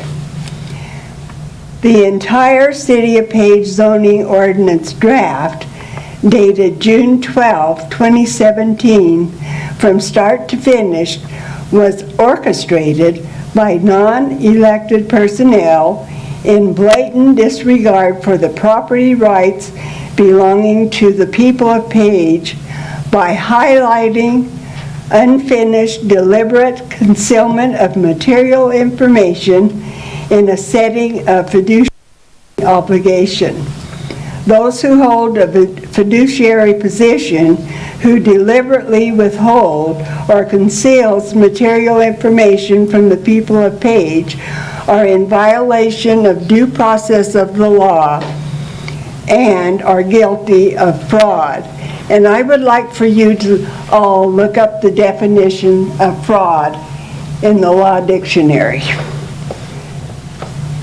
C63 American Jurisprudence, 2nd edition, public officers and employees, and United States Constitution Amendment 14. Our current code has ample teeth already. Take heed to Brian Hill and staff valid response to Kim Johnson on August 23rd about prohibitive costs involved and trespass language infringement, and read the police department's valid response to Kim Johnson about their concerns. Let the police continue to do their lawful enforcement and not hire another zoning code enforcer. Elected council, our board, please honor your sacred oath of office and surety bond guaranteeing your faithful performance of duty, and vote no to this egregious, treasonous attack on our private property rights pursuant to ARS 9462.02, ARS 9462.03, and the people's 5th and 8th Amendment rights. Thank you for hearing me out. And one other thing, we did circulate a survey. It had to be handed in by 3/28 of 18, and it was posted in the newspaper, and I got 128 responses, and the question was, the Page City Council, City Manager, and Community Development Director are currently formulating an agenda to usher in a new zoning code that was drafted June 12 of 2017 to replace the current zoning code, which will impact the wallets and property rights of every property owner, business owner, and residential renter throughout Page, Arizona. Wake up, people of Page. We do not need a new City of Page zoning code to force international standards with stricter overreaching rules and regulations, such as restricting mobile homeowners, how many trees you can plant, where you park your car, where you can put your trash can, and many other regulations, acting as an HOA. We the undersigned say no to this new zone of Page zoning ordinance. All signatures will be submitted to the Page City Council workshop on March 27, 18, and it is a record here. Thank you. Anyone else? Come on up.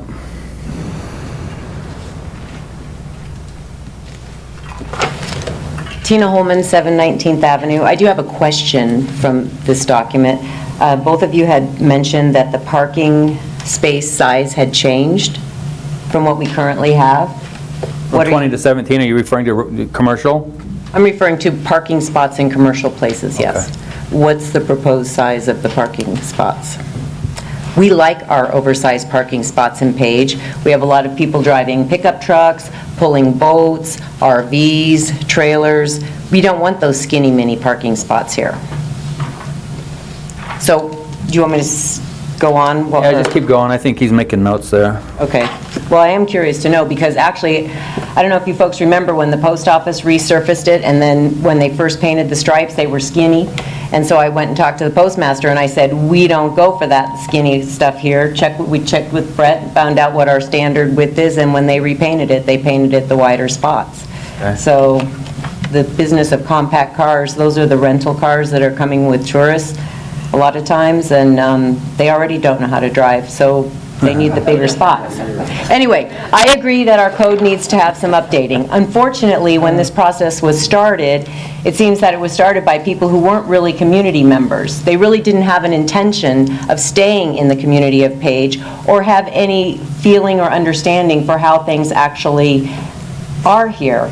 When I saw the information that Teresa already brought up regarding the landscaping, to require homeowners to put in landscaping that actually says you have to hire someone that's licensed to put in landscaping in your own home, excuse me, but that's not even state law. Why would we want to impose that? This is not a planned community. This is our community. There's a difference. Also, if a plant dies, it has to be replaced within 30 days. Some families are working to struggle to feed their kids.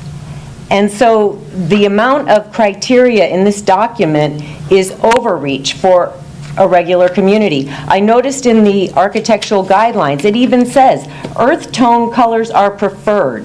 That's for your residential building. Who determines that? I like having a blue-gray house. I don't think I should have to, if I were to build a new home, go with earth tone colors because they're preferred. It actually says that in there. There are too many criteria that are limiting things that really, I don't think the zoning portion this should be applicable to. If this was a homeowners association, or if this was a planned community where everyone was paying a fee for these things to be implemented.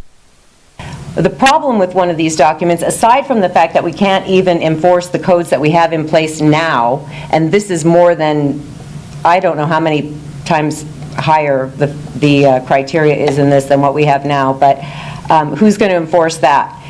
The other problem is that those who follow the rules will continue to follow the rules.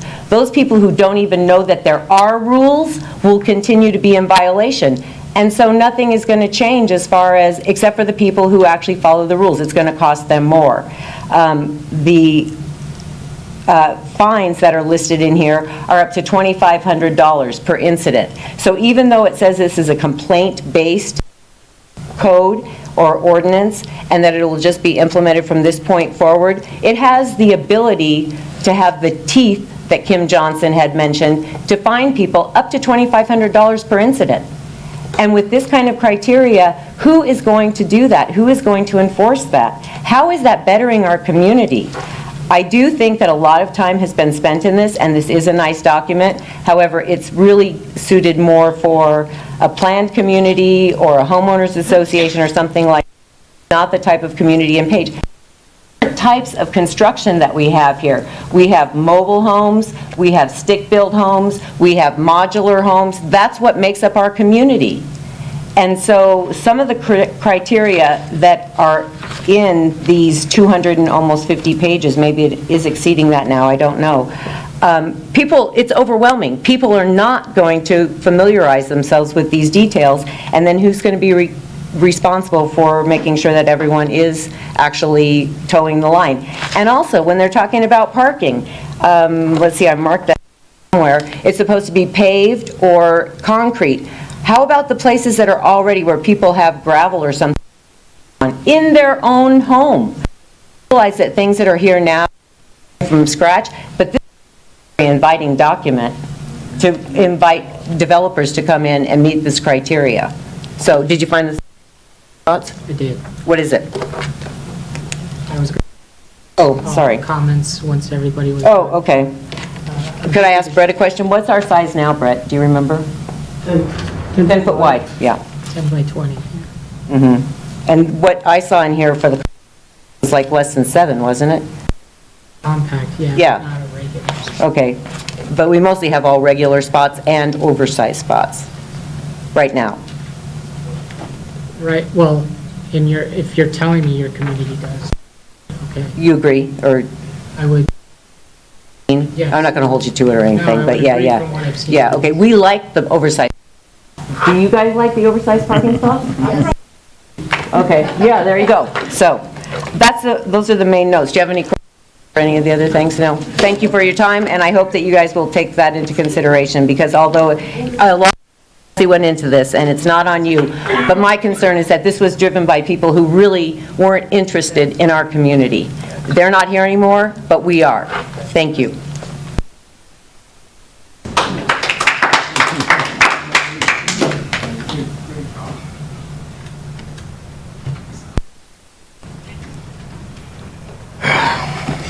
Dave Doyle, 933 South Navajo.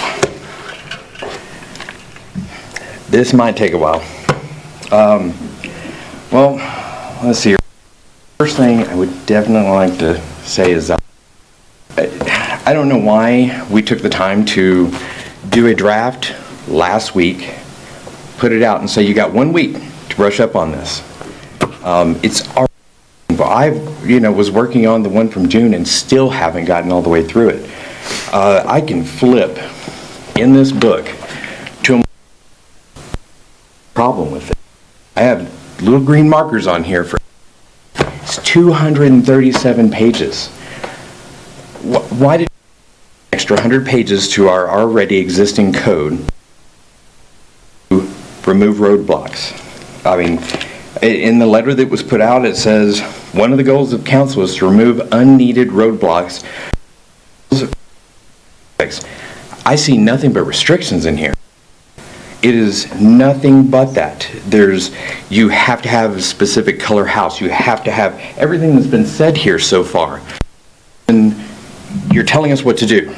I mean, if we want to go really, the fourth one is that we're guaranteed the right homes.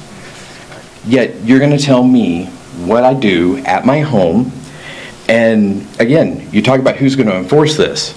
Chances are the enforcement is who calls at me. I dare any person here, code, your house, find every violation you can. I bet I could come take a picture of each person's house and find no less than 3. Now, do you want to hand that code to your worst enemy? Hand it to them and ask them if they can find you for it. By the way, there's also not just the fine, the jail time that can come along with it, up to 6 months. I mean, if I am missing a plant in my yard, can, we're not supposed to use it this way, but someone can use it that way. They're going to say, I don't like this guy, and I know it's already been done at least once in these council halls, and I've heard some people who don't like whenever I speak out. But because you don't like me, you're going to find me and sick the zone administrator after me, or code enforcement if we've got one, or have one, to come find me and basically sabotage my life at hand. This is not meant to be a 237-page document. This is a stroke. You cannot anticipate every possible occurrence. I work IT. They say you that, but it's impossible. You cannot expect every line of code to be perfect. There's going to be. So why not strip this down to what is considered a basic bones community zoning code, 4-page. We're not Scottsdale, we're not Prescott, we're not Sedona, and we're definitely not Show Low or any of these other places that we keep copying and pasting from. The most unique city that I've traveled to, lived in, and I've served in the Navy. I've traveled the world. This is a not come in here and think that something that works in Prescott is going to work here. If it's not 4-page, it's not. Some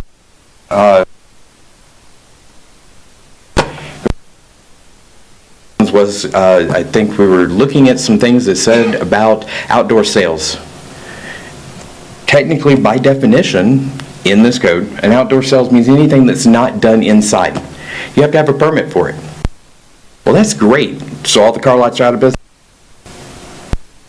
Are you telling me that if in this goods but services sold or retail value? So any person who does service place outside, i.e. tours, somebody wanted to do a local city tour outside, I think you have to have a permit for it, and you're limited on the amount of time that you can do this. I think one of the sections in here is probably Section 4 is all about just general development, air and heat. What kind of glare do you really think is going to come out of what is this designed for? Why are we trying to anticipate these things? Why the odors? That was always fun. The private agreements. There's clauses in here that say that private agreements can supersede laws. Why are we even having private agreements with city codes?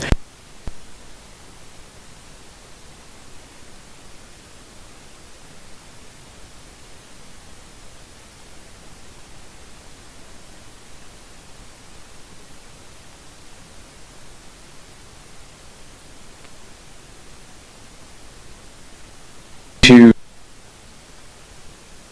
in here, their ability to do something on their own property. I mean, recreational, I have 3 restaurants sitting in my driveway right now. I mean, yes, we're talking about these really large ones that a lot of people are thinking might be eyesores, but we haven't taken into that account. As far as parking goes, I have yet to see anything motorcycle parking. We have not only here motorcycles, myself included, but we have lots of tourists come in. Why not designate some of these spots?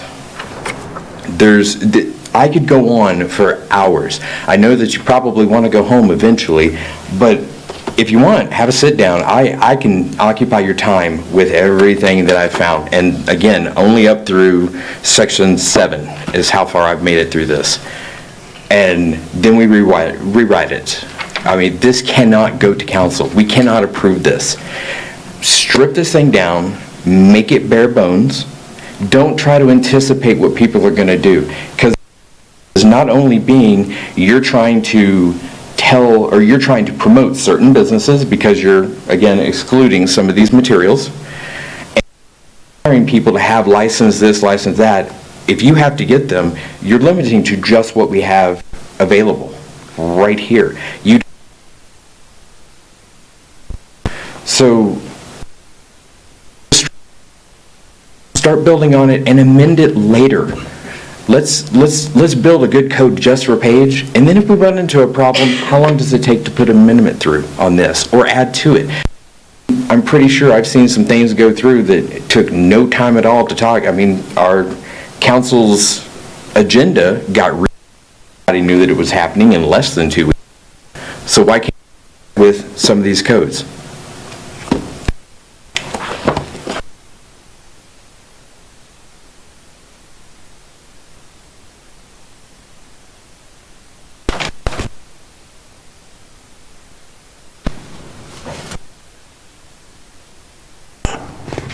Rhonda Bell, 13 Lakeside.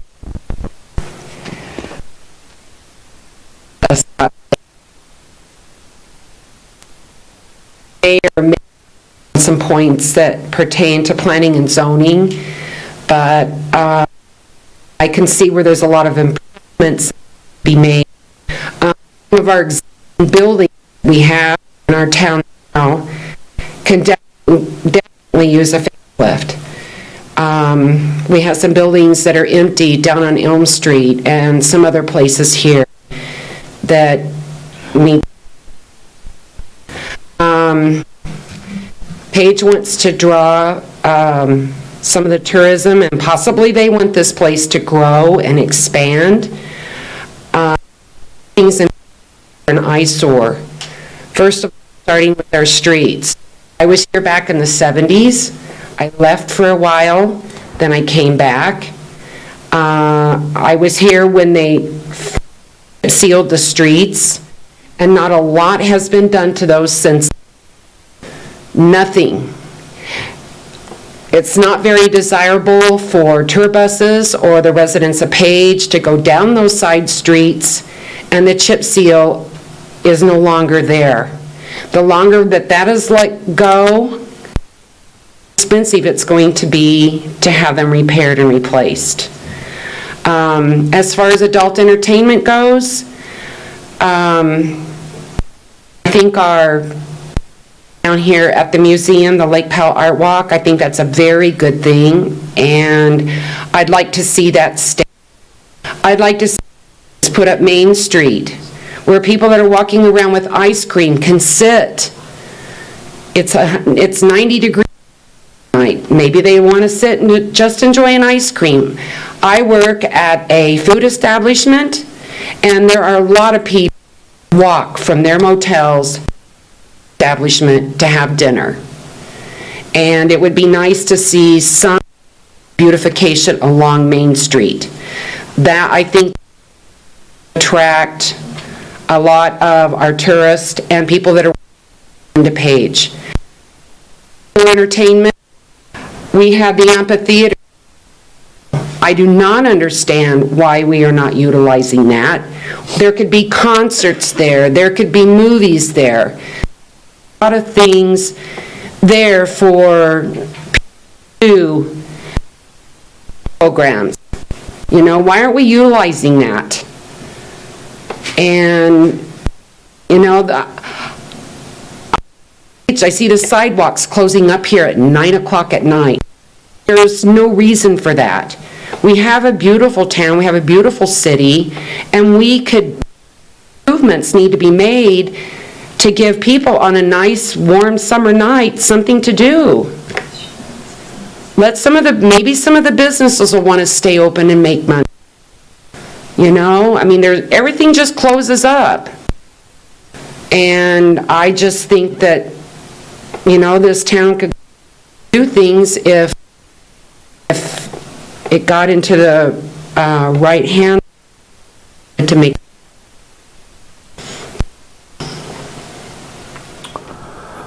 Anybody else?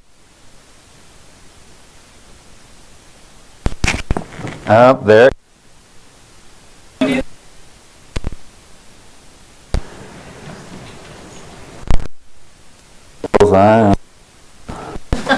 My name's Steve Lippert. Everybody knows me as Limey, I think, most everybody. I live here in Page at 12 Thunderbird. I know a lot of work went into this. I've been working for years on it, putting it together, so I kind of don't understand what is to push this through. There seems to be issues with several portions of this, and the previous speakers said 200 and what pages? Pretty big for a small town zoning document, isn't it? I don't seem to be very popular with the stage at this time, at least in this. I encourage you to slow down, put the brakes on this thing until the citizens can have a chance to assess how it is going to correctly. Some of us who've been watching it a little bit or paying some attention are going to negatively affect most of us. So please, slow down.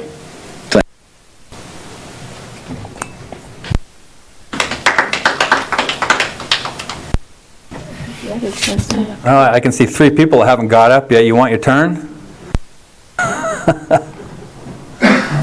Okay, are we there?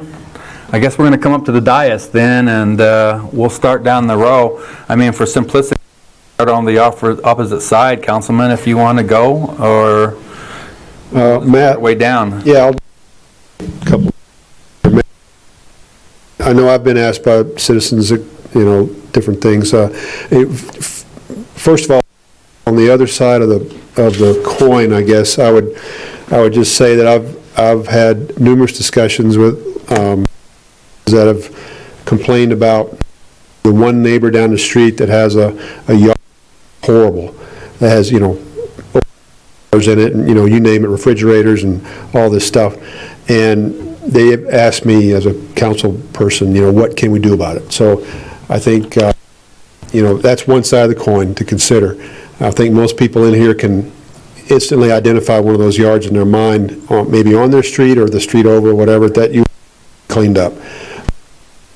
As we're talking about how do we address, the one house in 30, that's a real eyesore in to the community, to the neighbors. It hurts all, and clean that up. The other question I get a lot would be that what would trigger response. Let's say, be someone wants to pull a building permit to, say, build a house or build a structure. Does that building permit process require the update of that property? Is that the type of thing that would trigger property up to code, or would something trigger that? Great question, and there's a few things on to in terms of the public. To address your question, yes, there's guidance that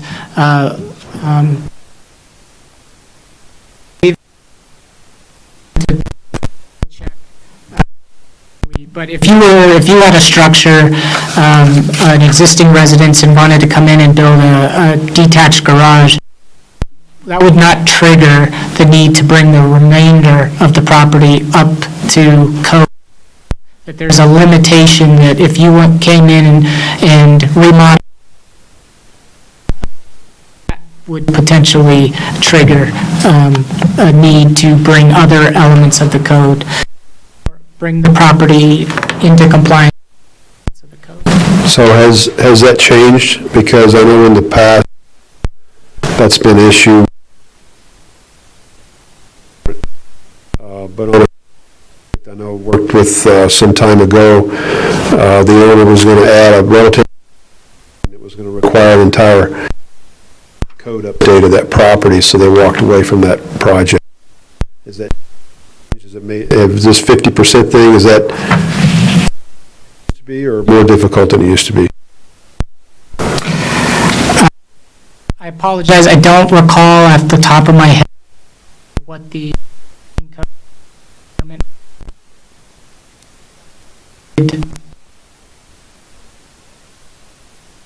that was the consensus in terms of trying to be understood.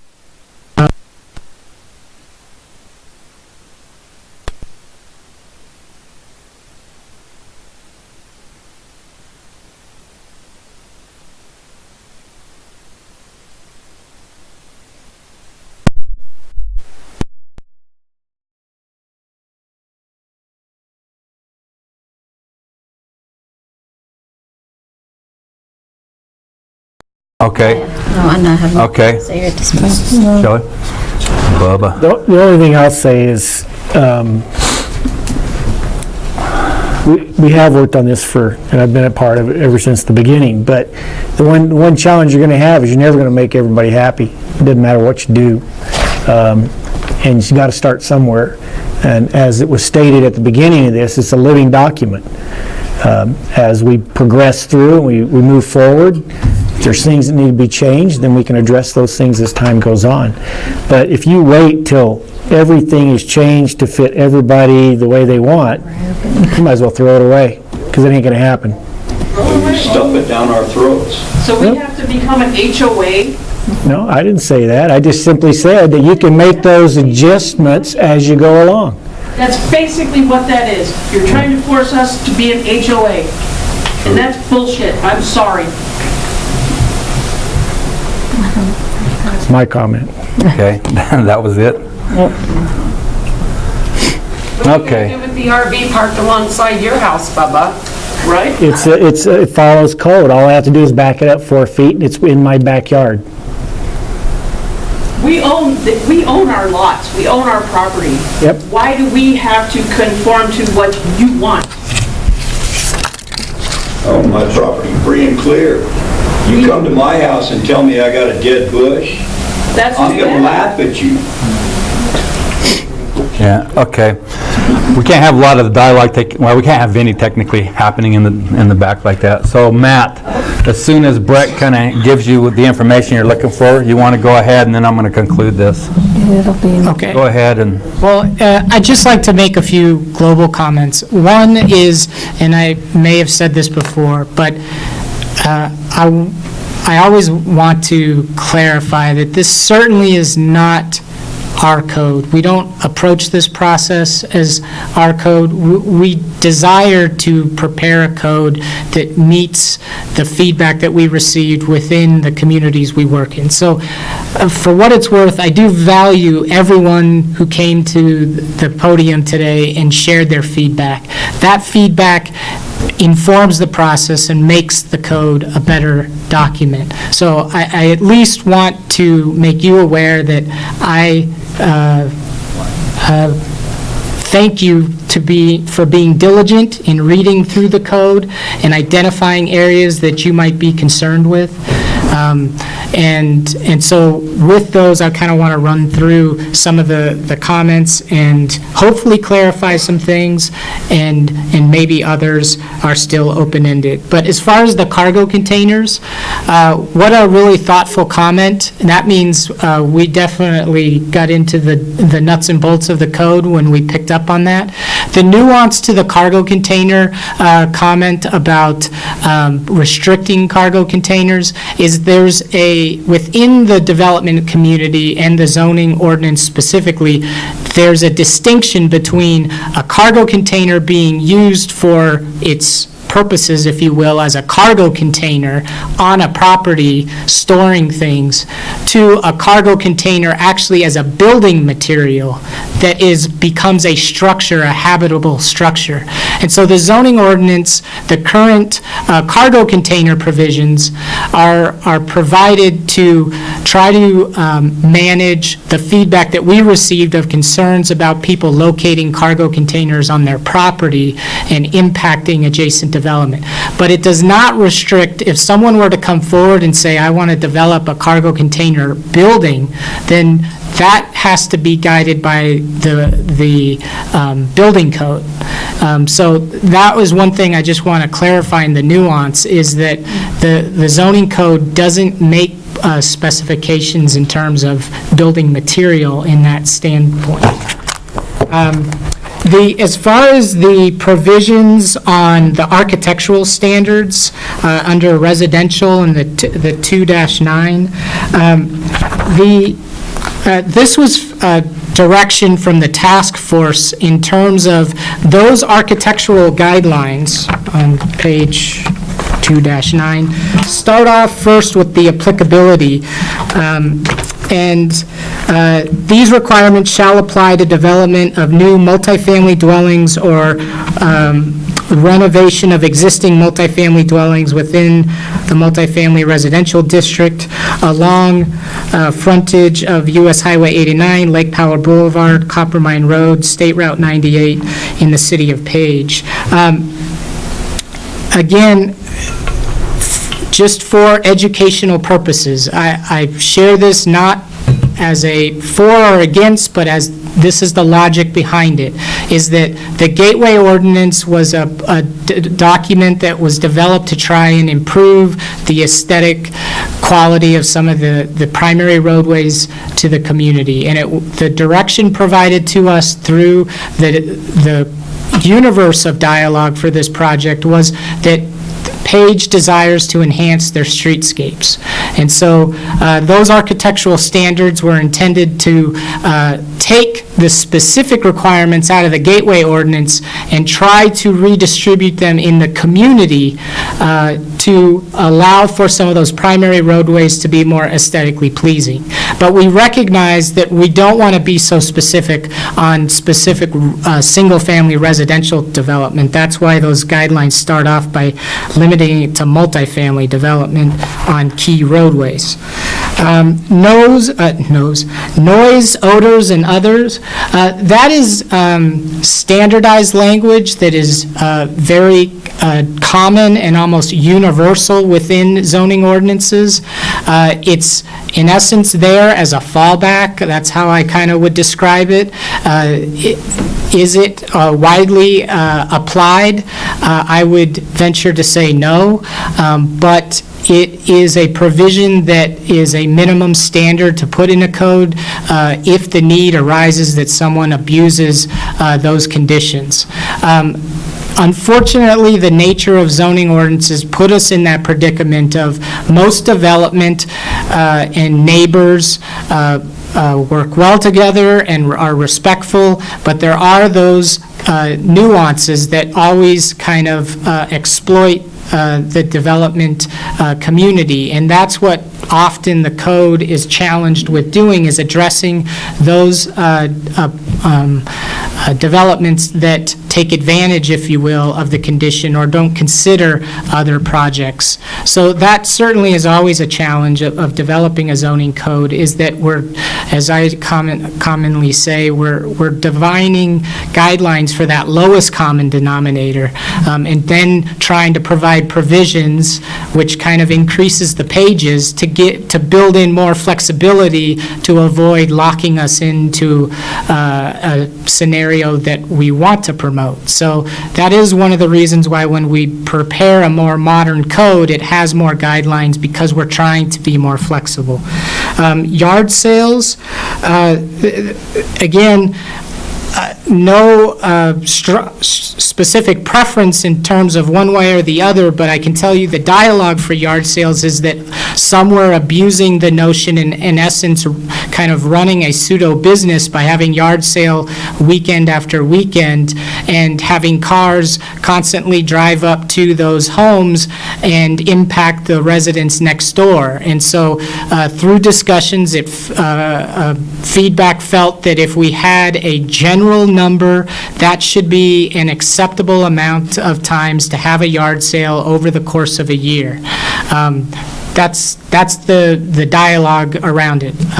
It's up for discussion, if need be, as to whether that number is right or needs to be adjusted, but that was the dialogue. The destruction of use in terms of that 8.4.3 and the appraiser, I think the language generally talks about a mutually agreed upon appraiser. Maybe the language could be better worded, but the intent was to acknowledge that because some of the provisions are based on an appraisal, that there needs to be recognition that that the appraiser is qualified to do that certain appraisal. So there isn't an intent that the city is going to be selecting it. It's just if the insurance company identifies one, the mutually agreed upon, the expectation would be the resident says, here's what my insurance company appraisal provided, and city staff should accept that. Landscaping, again, from a landscaping standpoint, the language does state a landscape architect or design professional. I will be clear that if I recall, the guidelines did specify a registered landscape architect when first drafted, and that was found to be too far-reaching. But the decision or the feedback was it would still be beneficial to have it prepared by a design professional. It doesn't have to be a registered landscape architect, but it's because of some of the landscaping in the right-of-way will be within the public realm. And also, that's why installing the irrigation system was specified by a licensed contractor, because if that landscaping and that irrigation is in the public right-of-way, obviously there's some needs to assure that that is done properly. Parking sizes. Could I just ask you a question regarding the landscaping that you just addressed? Sure. Tina, Yes. you know, I'm going to have to get you to step up to the mic. All right. Sorry. Tina Holman again, 7 19th Avenue. I haven't moved. But actually, in the landscape, the very first thing says it applies to residential and non-residential uses, except those located in the IP district. That's the reason for the concern. It doesn't specify it's only for commercial or on public rights-of-way. Okay, keep going. No, so what you just stated, though, makes it sound like that's why, because it's in a right-of-way or something, but... So there's two conditions. There's landscaping for the site, which is your property, let's call it. Okay. But then the right-of-way, which is where roadways are located, and there's a standard right-of-way line. There's also provisions for landscaping in that right-of-way, or in essence, the streetscape. And so the discussion was in that right-of-way, which is the public realm, which it has more impact to the public health and safety, that there needs to be assurance that the placement of that landscaping and the irrigation is done in a manner that will not be... Infringe on other people, maybe? Yeah, would not be substandard, I guess. Except that when you're talking about homeowners, it's very difficult to insist that they are able to, some families may not be able to hire people, and also it says that they have to have an automatic sprinkler system, which is ideal unless they can't afford it right now. Spot on in terms of your comment. That was a discussion. The feedback was within the community, because we did have debate about do these landscaping requirements apply to single-family residential development? And the debate was that there are a number of residential developments that don't have any landscaping in their front yard. And so the desire was moving forward that development, as it's built, should be required to provide landscaping for single-family. That's the discussion. And I can understand that because, to be honest with you, I had attended several of the workshops that the council had held prior to, you were not there at the time. So I know that some people have a specific interest in this particular area, but I don't know that it's appropriate for a community to impose those. To encourage people to do that would be lovely. It would be nice if everybody had their yard nicely landscaped, but by putting it in this document, and I know that you were just doing what they were, for your workshops and things like that, but by putting this in here, it makes it to be the code then, and now we have to enforce it. We can't even enforce the things that are current health and safety issues. And so some of these things, quite frankly, are ridiculous. To say that people need to use primarily drought-tolerant and low water use plants. People people go to the store and they say, oh, that's really pretty, that, I like that, let's get that and see how well it does. So the criteria specific to the landscaping, and you might very well have had some input from someone here locally, I don't know, but is pretty detailed and kind of overreaching. To clarify, all fair feedback, and I just would want to clarify, as far as site area landscaping, the way the code at least is written now, any part of a non-residential and multifamily development not used for buildings, parking, driveways, sidewalks, natural undisturbed open space shall be landscaped with vegetation. So but then, so we're talking about, in essence, multifamily or non-residential. But it does go on to clarify, the front yard of residential development in the R1 and R2 zoning districts shall be landscaped with vegetation or landscape topping material. So, and I don't have a problem with that. I would love everything to be like that. But this stuff is so specific to try to enforce this specificity, including the part about having to hire someone. And I support licensed contractors, don't get me wrong. But some people are capable of doing this stuff on their own, in their own home, and they should be allowed to. So, anyway, that's, yeah. Right, and again, share all this to try and, for the better good of the conversation, is, again, the expectation was residential development moving forward would be in a position to, especially if it was a subdivision, to be putting that in. And I could see that for something like that, but I think when you're talking about individual homeowners and, when they see, and I know this, you're just going by what was recommended or what the committee said they wanted, but this does seem pretty specific and overkill. Anyway, thank you. Okay. Matt, oh, sorry, go ahead, Matt. Sorry, just a few of the other last points. As far as the parking size, as we already clarified, the existing standard parking size is 10 by 20. The code did revise that to 9 by 20. The discussion with that, again, looks at a wide range of existing examples, and this traditional standard parking size is 9 by 20. When we started this process and had interviews, some of the discussion was to be developer-friendly and to minimize pavement areas that requiring larger parking spaces increased the footprint of parking lot overall.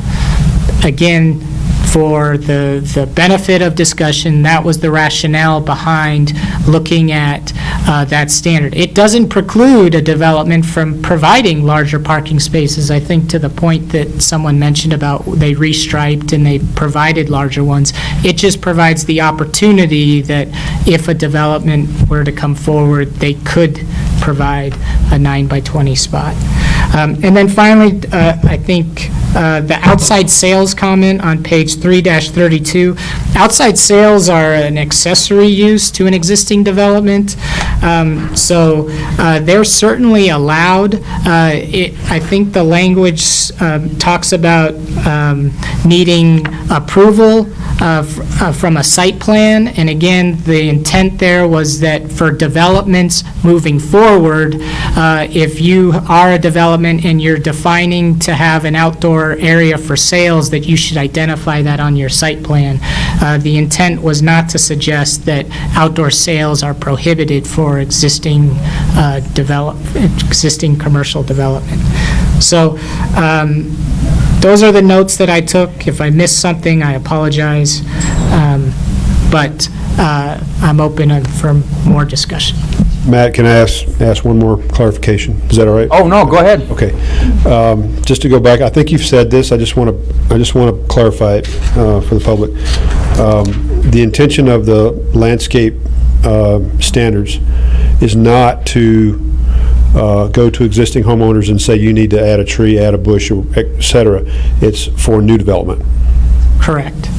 Is that the way the enforcement standards were assumed? That is the intent of the code, is that moving forward, projects would be required to landscape. All right, thank you. One last time.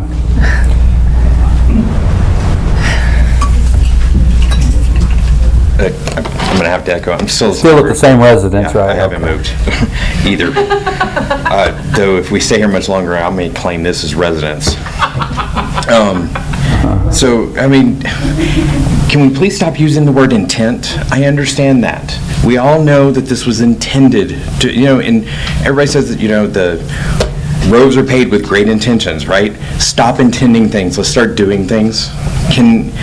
You talk about how this is a fluid document. We're trying to go back, or we can change it as we go. But I'll tell you, plant a tree in your yard, let it grow for a while, and then see that it's a nuisance and try to take it down. Whole lot of problems there.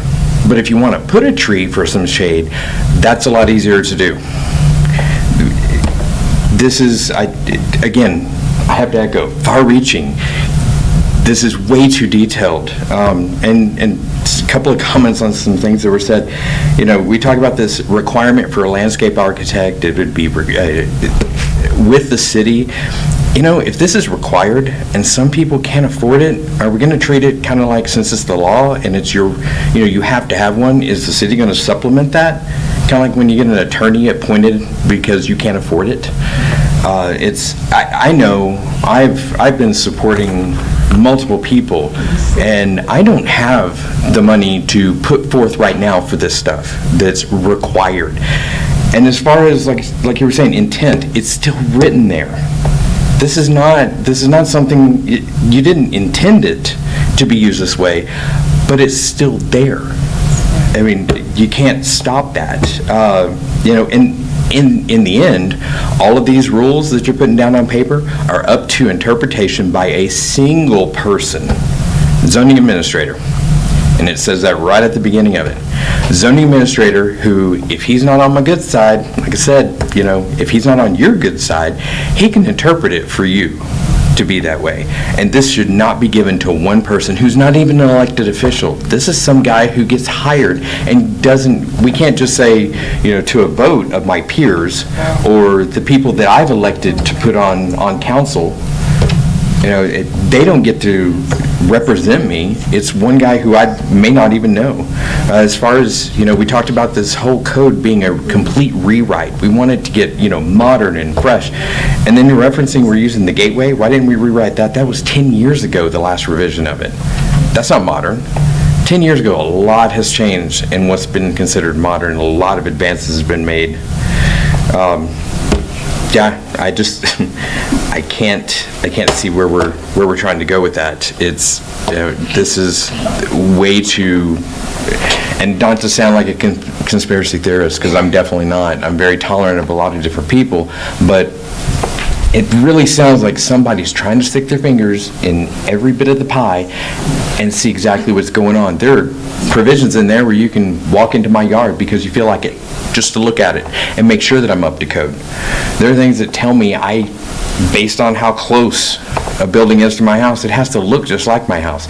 Sorry, it's a shed or it's a dog house. It doesn't have to look like my house. I mean, some subdivisions, that's cute to have your mailbox look just like your house, but this is not, again, not an HOA. This is way too restrictive. I know people who live in HOAs here, Greenhaven, as well as back in the Texas area, Louisiana, all over. I sent them a couple of just some blurbs from this, and they said they don't even ask that of us, and we pay to be in this. This is, I just can't find it acceptable. Thank you. Okay. Members of the dais, any other comments, questions? Okay. This time, yeah. Staff, Brett, Jerry? Looking forward to what direction the I'm pretty sure we're doing the same thing up here. Matt, that was a closing? That was it? You're good? Unless there's any more comments, those are clarifications. One more. 2 minutes. It'll be less than 2 minutes unless Matt takes longer.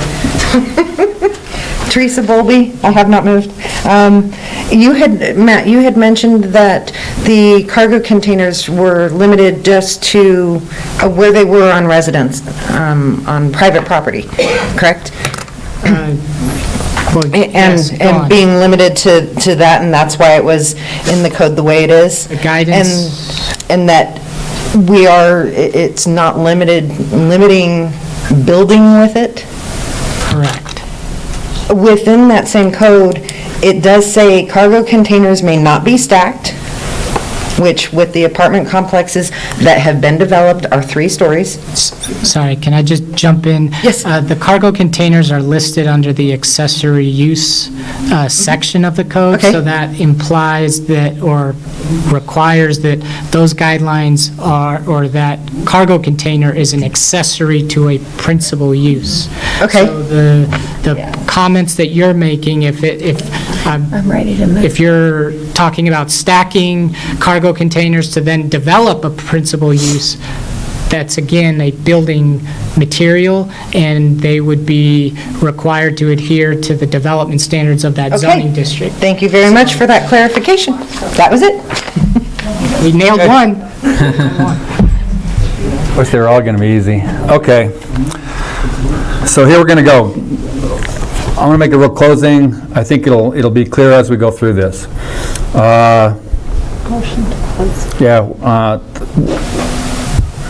We're going to go ahead, and I guess I'm trying to think of the best way to do this. I guess what we'll do is we'll make a motion to close the public hearing, and then I'm going to make some comments to explain some details, and then we're going to make a motion and move forward with that. Okay? Right. Oh, I forgot we got new business as well. So Chair would entertain a motion to close the public hearing. Make a motion that we close the public hearing. Okay, we got a motion and John. A motion and a second to close the public hearing. All in the favor? Aye. Aye.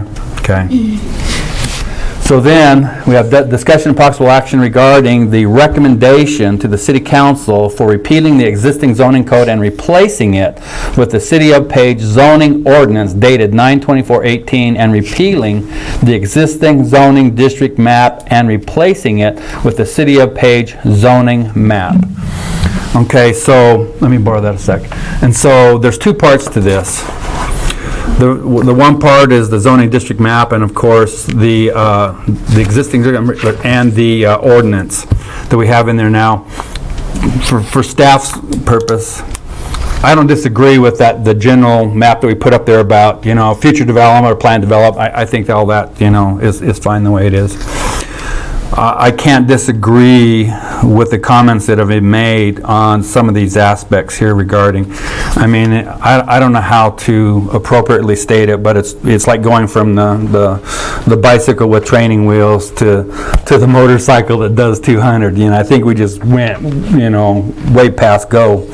And so, for me personally, I don't know if I like the term far-reaching, but I don't disagree that maybe it's broader than anything I think we anticipated. I sat on the lighting committee, and I opposed that all the way down the line just because I just couldn't see it in the City of Page. Plus, there were some procedural issues that I think we failed to follow. And the thing that I want to ask staff regarding, because I think it's appropriate at this time, is that a number of items have been discussed with regards to, one, either clarification for clarity's sake, or that the document in itself has just had some wording problems.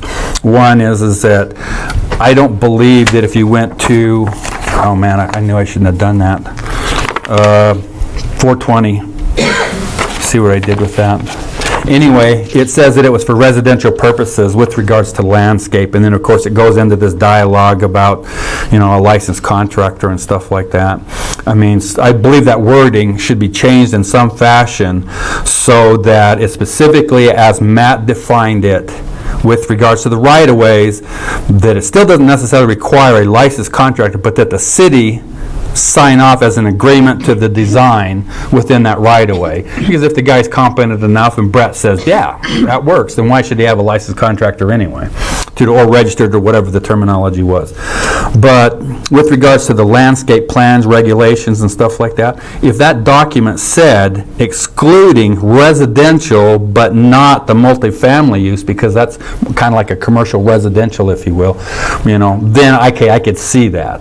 But in a residential practice, I just can't get there. So now with regards to the administrator, Jerry, I don't want to say that you're not competent, and of course he won't be here. I don't know when that is, at some point in the future. But I have a problem with that one guy making that final decision. So I would like that if it comes up to where the rules are that ambiguous, that we have that guy making that final decision. I believe that there should be some type of process that allows that person to go, wait a minute, I want to have the Planning and Zoning Commission rule on that. Nothing personal for you, Jerry, or whoever it is. But if I'm going to get told no, I want, those people that are appointed and elected as a, resident of the community to do that. That would be the other thing. I get the concept. I don't disagree with what Doyle said regarding the gateway. I'm surprised that they specifically put in color schemes and things like that when I think the gateway pretty much covers that anyway. So I thought that section there for 1 and 2 is unnecessary. But I don't know if because it gets repeated, if it's that big a deal. Yeah, well, and maybe that's the intent. Maybe it's because they're going to do away with the gateway, and this will specifically cover the whole concept, which if that's the case, then that makes more sense to me now that I am aware of that. Secondly, I don't think it should say under that section F, 4.3F, item 3, that if your plant dies in 30 days, within 30 days, you got to replace that. I just can't see that. That just don't make sense to me. So, like I said, when I go down to the shop, I don't go, geez, I don't know, is that a perennial or not? I just go, hey, I like that. Let's plant it, and if it dies, I'm going to go back and go, hey, it died. I want something else. And so that makes sense to me. Having said all that, and the reason why I bring it up, because I don't disagree with regards to this concept in general sake, meaning that in any community there will be rules, laws, requirements. It doesn't matter what it is, there's some. This, in my opinion, jumped over the goal, and when you kick the field goal, we're supposed to get the goal or whatever it is, and that dude went clear out in the stands, and we never scored. Didn't work out. And I think this kind of does that. But I think I understand what they were trying to do, and I wish there was something in the middle, because as a person, I will generally say that I have never made a homeowners association that I like. Just the way it is, And so I think it's overreaching. I think it's, but if you moved into it, that's your deal. You pay the whatever, that's the rules. But in this case, we have all these people that live in our community already. And maybe I would ask Matt, or maybe it's Brett, or maybe it's Jerry, if you told me that everything today that existed, even though tomorrow it may not be in compliance, you were grandfathered unless you were out of compliance at that time, but at least at this point you're in compliance, you're grandfathered, so all those things that happen in the future isn't your problem. That's somebody else's problem, whatever. I don't mean though, because I'm saying this off the top of my head, if you sell your property, do I have to disclose, to the new buyer that, hey, guess what, all this crap in my yard don't work and you're gonna have to replace it all. Because it's all out of code, and if that's the case, then it doesn't work. But I want to do something that's beneficial and favorable.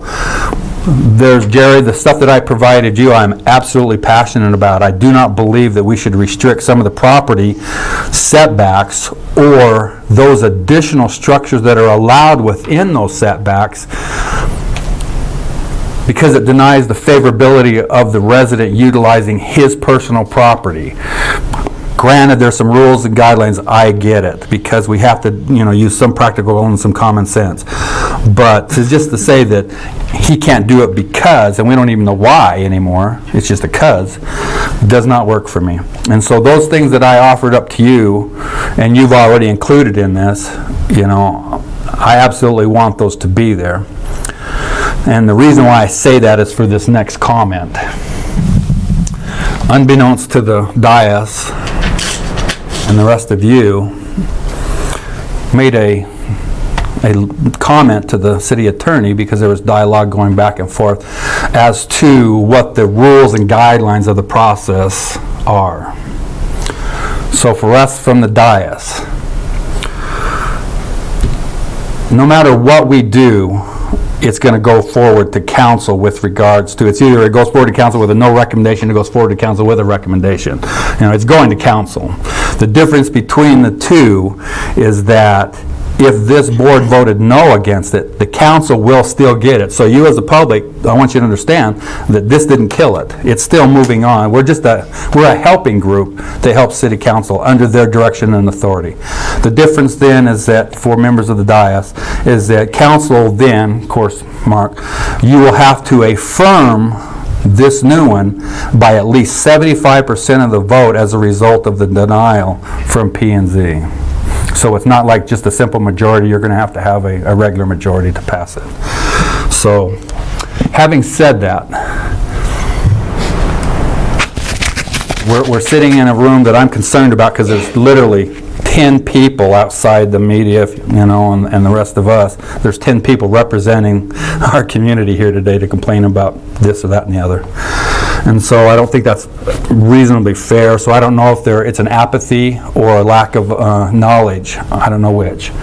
But we're going to take a vote here in a minute. I'm going to be seeking a motion. Mark, you want to make a comment? Quick comment on what you said about council voting, whether you voted up or voted down. The council does take your recommendation. I can't speak for all council members, but our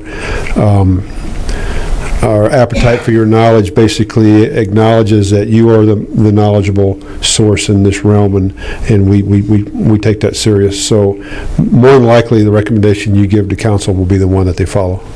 Well, that'll be interesting then. We'll see how that one... Mr. Chair, can I just maybe clarify that a little bit? Okay. And one other thing too, on the issue of the zoning administrator and the administration of this code,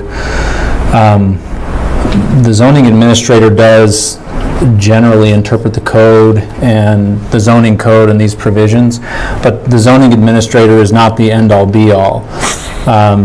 In the event that there were to be a citation or some action taken against a property owner, like a fine or something like that that's been discussed, ultimately that comes from a judge. A judge would have to make that decision, not the zoning administrator. The zoning administrator can't administer a fine. It would have to go to court and be prosecuted like other matters are prosecuted. The other thing is, for things that don't involve fines and those types of things, it would go to the Board of Adjustment. So any decision, final decision of the zoning administrator that somebody doesn't agree with, they can appeal to the Board of Adjustments. And that's the city council currently? Yes, because we don't have it seated with appointed members. It defaults to the city council because we have to have a Board of Adjustments. So just some clarification on that point. And then with respect to your action tonight, as you pointed out, you're a recommending body. You make recommendations generally to the city council. So what I would suggest is, because we have a kind of a final draft code with some recommendations that have been inserted by staff. And so if the Planning and Zoning Commission were to make a recommendation for approval to the city council, I would suggest that you specify if you're making a recommendation of approval with the changes as proposed by the Community Development Director, or the draft without his. And he didn't make significant changes. It was, some of the uses were, instead of conditional use permits or not permitted, were permitted, and they were fairly minor, but I think it's important that we clarify, if it's approved, which draft we're sending to council, exactly the document. If, on the other hand, the council or the commission decides to recommend to council that they not approve the zoning code, then that would be the alternative motion would be. Or the commission, honestly, if you guys wanted to wordsmith it up here and make changes, you could make some changes and then make a recommendation to council that you approve it that way. Obviously, that would be logistically difficult given the size of the document, but it is an option that you have. So if you decide not to, then it would be a recommendation to council that they not approve or pass the zoning code as Well, drafted. my problem here, and I don't know how to say it without just stating what my intent is that there are changes within there that absolutely should occur regardless of this document to be part of the existing current city building codes, zoning code. I don't know how to make sure that those are there and let council make that final decision, because frankly, I don't like it. Well, and the difficulty would be if you could extract those provisions that you wanted to be incorporated into our current code.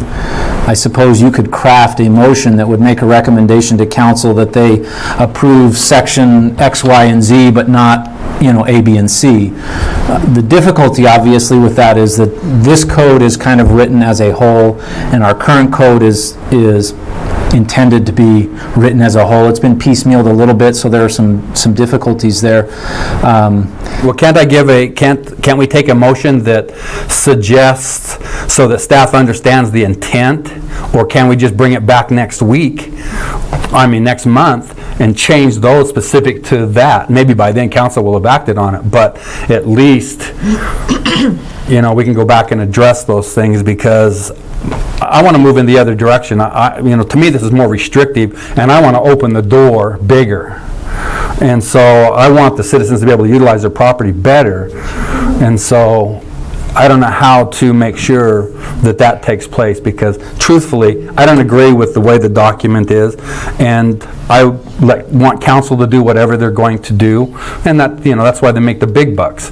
And so, let them handle that. Yeah, a couple of options is it would either be, you could make a report, and again, this is if a majority of the commission agrees with your proposal. If it is a majority and it passes as a motion, then you can prepare a report that would outline some of those things to council. There we go. The other option is if it's not a majority of the council that agrees with you, you can always show up at the public hearing for the council and voice your opinion. See, I like that too. Okay. So, Now, Mark. Jerry, really quick. Is there a need or a specific project that we have that requires I'm gonna ask you this if change somebody wants- that's waiting on something in here or not? We've talked to a number of people who are looking to develop, but I don't know of anybody that's waiting on the zoning ordinance in particular. If this gets pushed off to next month, is that a problem for any development or any projects we have or not? It's not. Is there any reason we cannot do that, Josh? To give them one more session to rewrite those sections and then bring it back? Well, the problem is, Mark, let me intervene, is that unless you're gutting this thing, I don't know how it's going to come back. I would much rather, me personally, once again revealing my intent, is to let council make those changes as you would see fit there. And you've sat here, you kind of understand the dilemma a little bit. I think these things have gotten to where, I can't think of another word other than to go back, and I know this is the wrong format to do that, but back in the Bible, they had that set up so these guys could only walk a certain number of steps every day under the law of Moses. I feel like we got there, like you can't do that because that's 22 steps and you're only allowed 21, and that's kind of the way I feel about that. I think I understand what they wanted, but this thing is so set in that it's just too far in there for me. And I'm passing the buck. I don't know how else to make it any clearer than that, because if council wants to do that, I know they can. I've been there. And so I'll make the motion to make it easy for the rest of you. I move that we not recommend the passage of it to the city council. and we'll get a second to it, and if that happens, then that will be the case. If not, then we're going to come back and make a second motion, and then I'm going to have a totally different process. Well, the only reason I mention that is I just think when you give it to council, it should be the final document that you're happy with and that you're satisfied with. I think if anything less than that, that could be. I'm not sure how you get from where we're at to there, because literally, I was telling staff earlier, and I came in here. I've been here since 1 o'clock today doing this, and that's because I started reading this stuff, and the more I read it, I'm going, well, wait a minute, clear back over here. It's like parking with gravel. You can't do it, and over here it says you can, and so I'm going, wait a minute, So the more I got into this, the more convoluted it was for me, to the point where, and I haven't slept since yesterday, and so I'm kind of, out to the end of my frazzle here. And so my point of it is that if that's what we want to do, I don't have a problem with that. I'm just not sure that the end result will be what you're thinking it is. We may have the same thing a month from now. I don't know. It was brought up in the motion, but it's no second yet. It was brought up by public that, what's the hurry? Well, and I agree with that. I don't know how long it takes to correct. And it would be nice. It'd give me a chance to talk maybe with some of the council members and stuff like that. But let's get the document where you want it, if it doesn't hamper any of our business. If you... Here's what I was going to point out. We do have advertises this document as a public hearing in front of the planning, or in front of the council on October 24th. Well, I guess it's 22nd, because it got moved to the 22nd, right? That's correct. So, in theory, I suppose they could cancel that or move forward with it. But we do have that wrinkle in there.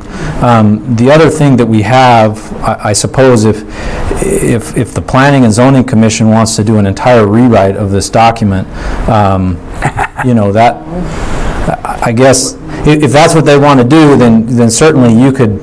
I think you could probably make that happen, but I guess I would just remind you of the process that's been gone through with this, with the task force, and with 3 years it took to get to this point with this. If the idea is that, we need to start over from scratch, there may be another better process to do that than trying to have the Planning and Zoning Commission do that in the next couple of months. In our defense, though, let me say that the captain behind the ship's changed, so to speak, and the guy driving the boat drove it to this kind of direction, and we kind of just fell in line and followed the rudder, so to speak, and I'm not sure, and I have to take, publicly, I have to take some responsibility for that, because truthfully, until I started getting phone calls from the public, I hadn't read some of the stuff, or did I interpret it the same way that they did. And once that started, then I realized, well, crap, I didn't see it that way, but now that you say it that way, I get it. And so, I don't think that we were all headed in the same direction. I know that I really failed in this part as a chairman, because I should have seen some of the things and go, wow, that's a red flag, and that's a red flag, and maybe started doing more, in my ability. Having said that, and now we're at the, 12th hour, all I can say is that, for being the piece of work that is, it's great. I just don't see it being the piece of work for Paige. And like I said, if we were Sedona or Scottsdale or someplace, to me, the uppity kind of neighborhood, then I could go there, but I just can't get there, I'm the guy who lives in a mobile home all my life. And as a matter of fact, before that, I was trailer trash. So I've even moved up, And so, I'm pretty happy, about the way things are. So, this thing kind of gets out there on the edge for me. And so I would defer, and I guess we're going to, if we don't get a second, then we're going to have to look for a second motion. But I've made a motion not to recommend. I would be more than happy to speak, to the council members regarding that. And of course, I'll go back and do whatever it is that they want. If they go back and say, you come up with a document, then we can go back and do it. I just can't guarantee that we're going to get there where they want. But in this case, we don't have to, because 75% of it's going to let them do whatever they want to. Right. And I think at some point, Mark's going to go, okay, well, we did what we could do, and now we're just going to do our job. And that's what council, like I say, gets paid the big bucks for. I think the biggest, speaking to Mark's question specifically, I don't think there are any specific projects in the hopper right now that are awaiting this, because they're all operating under the current code. The one thing that I am somewhat aware of that have projects that people have been interested in projects and then not done them is usually related to parking requirements. There have been situations where people have been interested in doing something and couldn't meet the parking requirements, so they didn't do it. Now, whether those people would come back with their projects with this changed, I don't know, but that's the main thing that I see. I don't know, Rob may have. Let me ask one question to Jerry. You've been here a whole whopping 30 days or whatever it is. You've heard the limited amount of conversation that's taken place from the public, what's taken place from the dais. Do you got a feel about what you think's happening here? And do you and Matt, or however you think, could come back with something? Or are we going to have to sit down if it didn't pass and go back through that line by line? Because I'm not sure council's going to be all that fired up about that deal. But I don't know what to do other than, if it doesn't go forward to the recommendation, what's the next, plan? And if you want to go ahead and let it go for 30 days, can we fix it in 30 days? Man, not based on some of the stuff you see going on here. On the second thing, though, I would love to see another hearing, but this time I want to see the place filled, because those people care about what's about to happen to their property. This is kind of very disconcerting that we're about to make the most major rewrite in since 70, whatever you said, Jerry? 2000. Oh, 76 since... and yeah, we got 13 people. Mr. Chairman, in answer to your question, there are some specific things that were raised, and I believe there are some things that could be clarified to make sure that people, that somebody couldn't misinterpret what was intended as part of the zoning ordinance. So I think a number of things that I heard tonight, there can be clarifications made or small changes made that can address those issues.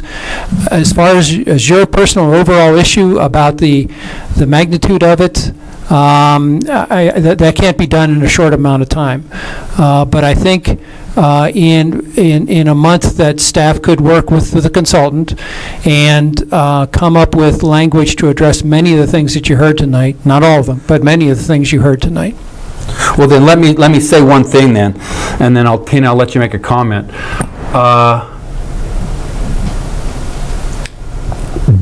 Physicians, doctors, the medical industry, they have a code of ethics that they're required to adhere to, which is do no harm. My comment to this, and what I think of when I do this thing, is to not negatively impact the landowner, the homeowner.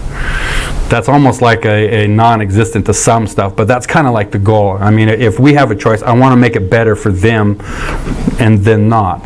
And so with that in mind, I believe that there has to be some rules and guidelines.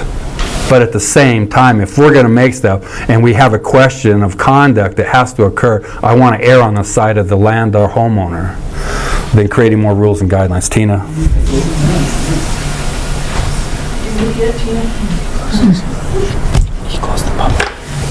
Let me just remind you what happened with the dark sky ordinance. There were hardly any people coming to any of the task force meetings, the public the public meetings, that kind of thing. But when people started finding out what was going on, you saw that the council chambers were packed. Not only that, the person who was currently employed by the city was representing that the police department had no input whatsoever on that ordinance, and that other facts that were stated to the council were inaccurate. Once research was done, we discovered that a lot of the information that was shared from the person driving the train, or whatever you called it, the boat, ship, was not upfront with the commission or with the city council. That person was also instrumental in getting such a major rewrite of our zoning code. The dark sky ordinance started because we wanted to add LED lights as approved in the lighting portion of the code. And then the whole thing changed. There are things in the current code that are lacking because of new state and/or federal laws. Did anyone bother to check with the staff who works with these things on a daily basis to find out how could we modify our existing code to come into compliance? Or was it just said, throw out the old code because it's 40 years old and let's start with a new thing, which you guys did a lot of work. This is not anything on you, but that's how Paige is. When people start finding out what's going on and people start talking about it, people will be here. But this is a major change from what we've had in the past. And to be honest with you, better than a year ago or just under a year ago, I actually went and met with the city attorney and said, you know what, how do we stop this zoning code update? This is a lot of time being spent on something that the citizens of Page are probably not going to buy into. But just remember the dark sky ordinance and how many people were here. There were a lot of people who were supportive of it, but the longtime residents, the ones who live here all the time, that don't work for the Park Service, they were not. And so a reasonable compromise was reached. This is completely different than what we've already had all these years. And so just because they've had all these meetings does not mean necessarily that all people have had an opportunity to give input on it. And I don't think that's necessarily the fault of anyone, it's just the circumstance. Think about that, though, please. Okay, for procedural purposes, there was a motion on the table not to recommend to council. There either has to be a second to the motion or not a second to the motion. A lack of a second will cause the motion to die. The chair is entertaining a motion and is waiting for a second. Okay, seeing that there is no second, the motion dies for a lack of a second. Now, I guess I have to ask the commissioners what their intent or desire is. Is it the desire to, you know, what Josh said, basically to go back and see if you can address some of the specifics of it and try to correct some of those and see if we can come back with a I don't know, redraft? I'm not even sure what you'd call it. I'd be interested in some comments. You know, I don't have a problem with going back and looking at some of the things that were brought up, but the point is every time somebody comes in, we're going to have something else that comes up. It's just going to be a snowball. But, you know, I wouldn't mind going back and addressing some of the things that we brought up tonight, just to make sure that it's right. But, you know, however you guys want to do it. Okay, any other comments? Is that a comment, Shelley, or? Well, I kind of feel the same way. I mean, we've been doing it for a long time, and no matter what you put on, someone's going to complain about it. I mean, Okay. It's never going to end. If we don't like it, don't pass it. Well, we've been on this for 3 years, and I mean, we've had meeting after meeting after meeting after meeting, and you know, there's 13 people here out of a whole community. So, if we don't like it, don't pass it. Well, 13 people doesn't represent the whole community either. You're talking about changing our lives. You're talking about... A lot of this is moving forward. And let me, before this gets too far, because I'm not going to let it get any farther than this, is that the point is that this is our job. I mean, it doesn't come with a popularity deal that says you're going to be great, you know, so always somebody's not going to be happy. I mean, every time I go on the street, somebody has something bad to say to me about you did this, that, and the other. It's just the nature of the beast. So, back to the procedure part of it. The chair will entertain a motion to Josh, to table, I know, I'm trying to think of, so that we don't end up messing it up. Because if we table it, it comes back in 1 month.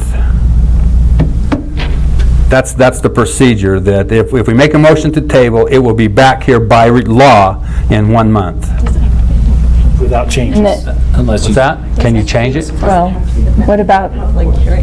Oh, does it have to go, if we make those changes and he includes that stuff, does that have to go back to another public hearing? No, not if you, no. So if you're talking about making changes, then you wouldn't make any recommendations that would go on to council at this point.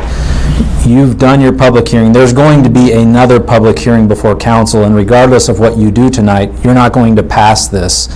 This will not become law. It will have to go through a public hearing in front of the city council. It will have to get a majority vote or a 75% vote, depending on how your recommendation goes, and go through 2 readings in front of the city council, and then it'll be another 30 days before it becomes effective. So there's still a process. Now, if the intent is for you guys to wordsmith it and work with it a little bit, then you would either need to table it and do that and then bring it back at the next meeting and discuss, and then either make a recommendation onto council of the new document that we recommend that you pass this document based upon the feedback that you've gotten from the public hearing and whatnot tonight.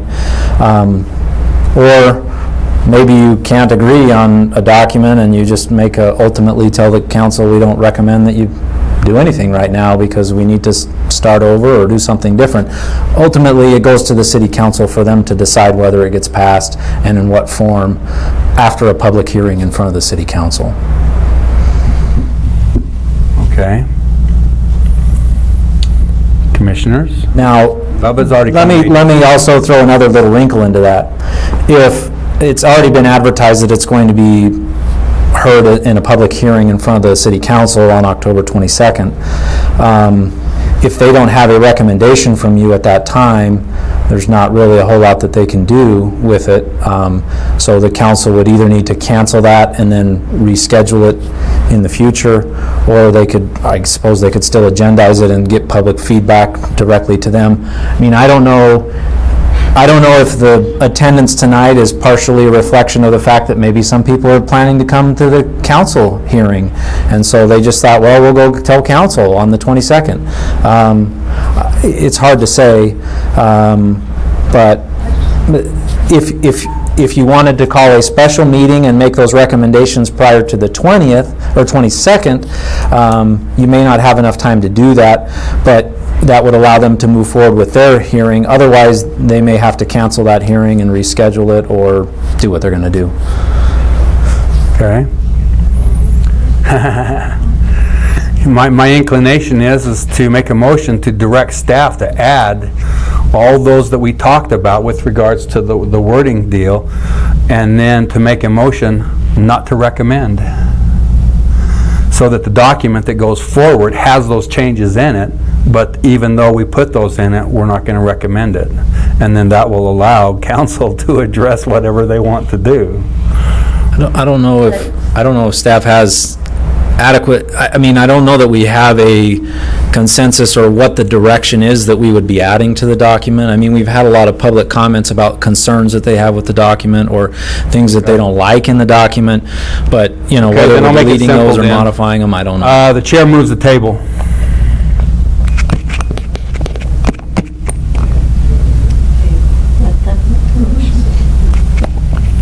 Okay. Okay, I need a motion from Shelley, Bubba, Ray.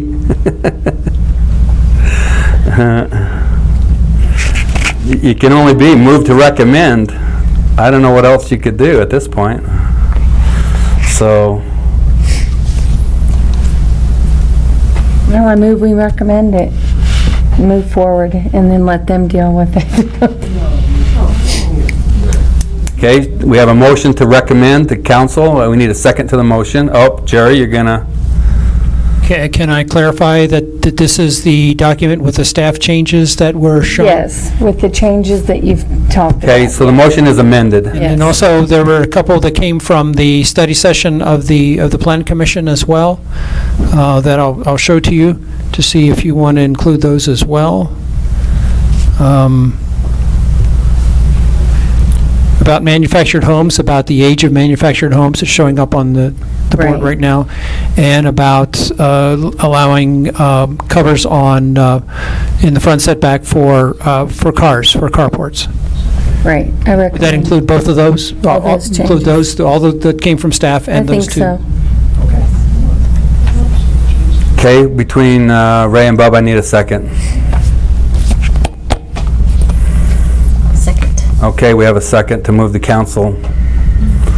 Okay, all in favor of the motion to recommend to council the zoning code rewrite as proposed in the amendment?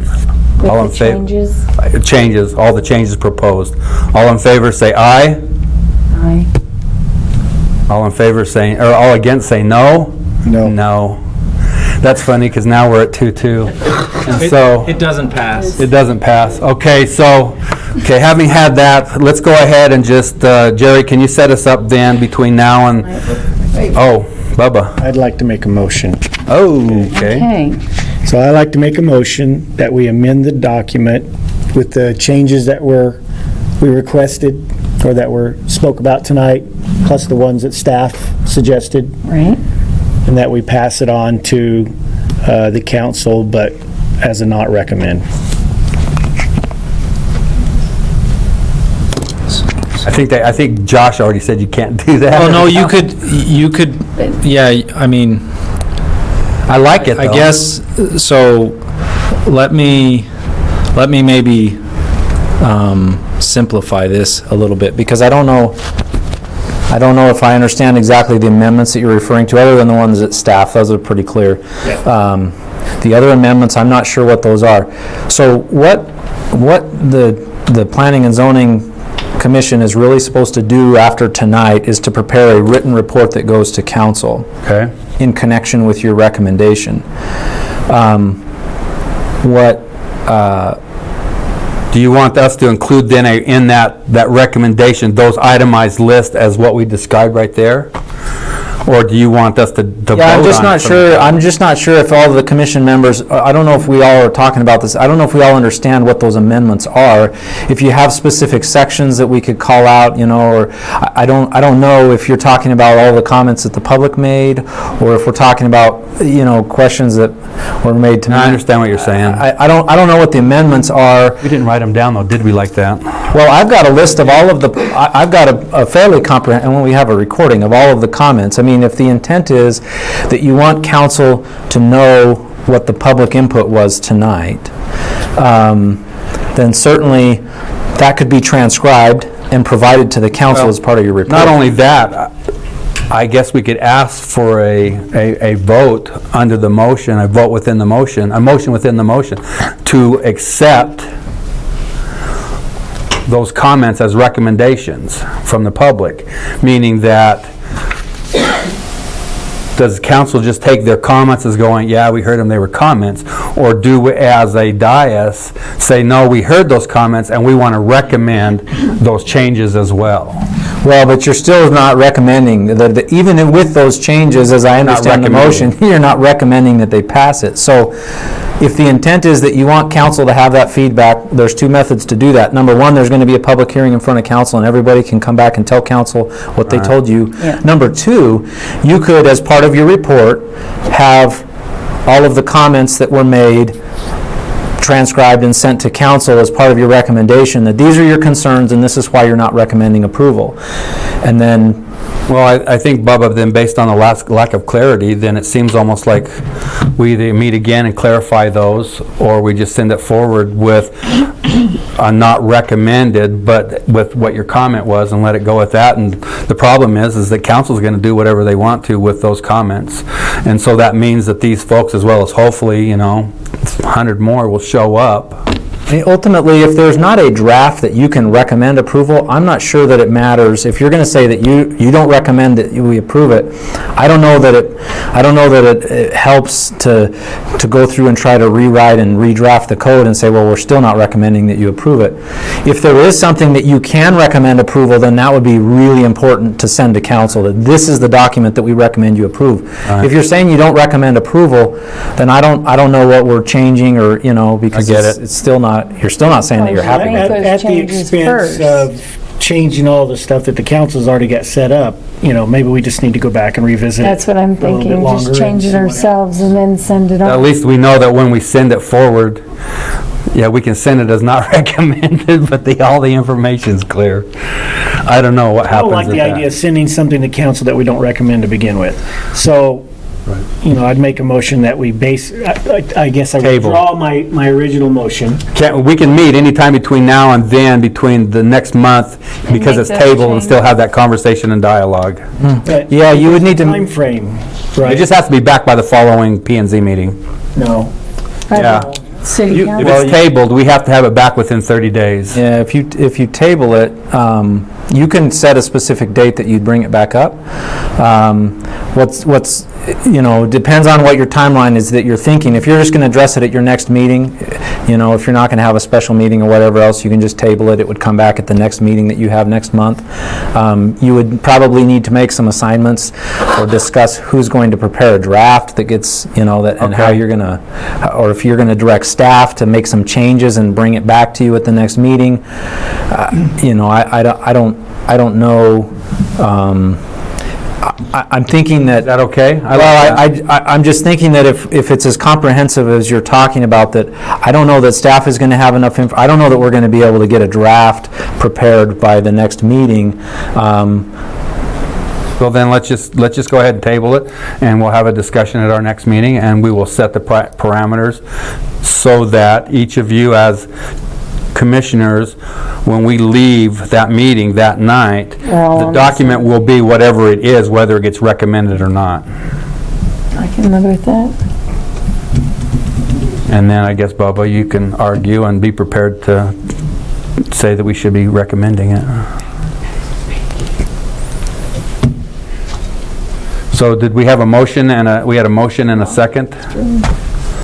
And that motion was to... We've already, that stopped, it died. Died? Okay, great. Okay, so then we don't have anything on the table, so I'll make a new motion that we table. I'll second. All in favor of the motion to table? Aye. Aye. Any opposed? There it is. Okay. Oh, here we go.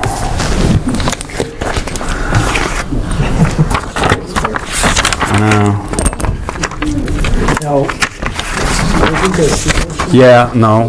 Well, at this point, we just tabled the whole thing, right? The whole thing? Yeah, because we'll just go ahead and approve. It's going to come back on a Right. regular meeting? So now, under our new business, we have item B, which is discussion and possible action regarding moving the next meeting of the commission from November 13th to October 30th.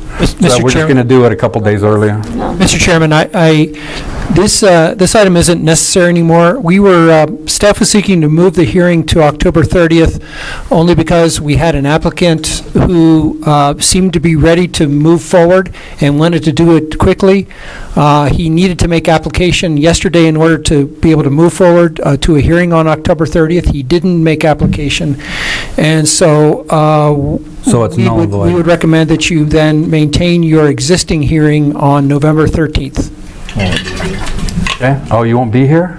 Not on the 13th. Ray, look at your schedule, Shelley. I thought first Tuesday of the month. That's when we normally meet anyway, isn't it? Yeah, the 6th. That's election day, isn't it? I think That's why. That's why it was Okay. moved. That's why it was moved. Well, then can we meet on a Monday or a Wednesday? Yeah, I don't have a problem with that. 'Cause I don't want, we only got 5 of us, and we don't want to miss one of us. Well, 4 of us, 5 counting. Hubby. Oh, yeah. Okay. So is that okay then? First or the 3rd? The council meets on the 14th, I believe. Yes. So if you were to meet prior to the 14th, you could make are you talking about November 1st? Oh, wait, I'm looking at the wrong month. So the Not the 5th? 5th, there's a park meeting. Okay, so it'd be the 7th. Can't we do it before that? I'm out of Why town can't we just do it on the 30th like we were going to do? I'm out of town starting on the 7th. Then can we meet on the 30th? Absolutely, Yeah, absolutely. let's just do the 30th. Okay, I'm cool with that. The sooner we're abused, then get it over with. So then, Mr. Chairman, we need a motion because it's under new business, so we need Yeah, a motion. we're all agreement that we can do it on the 30th then. I make a motion that we move our next meeting to October 30th. Second. Second. Okay, we have a motion and a second. All in favor to move, say aye. Aye. Okay. I'll make a motion that we close. Okay, we have a motion to adjourn. Shelley, give us a second, or Ray? Second it. Okay, we got seconds. All in favor of adjourning, say aye. Aye. Aye. So moved. This meeting is adjourned. For your information, the next scheduled meeting will be October 30th.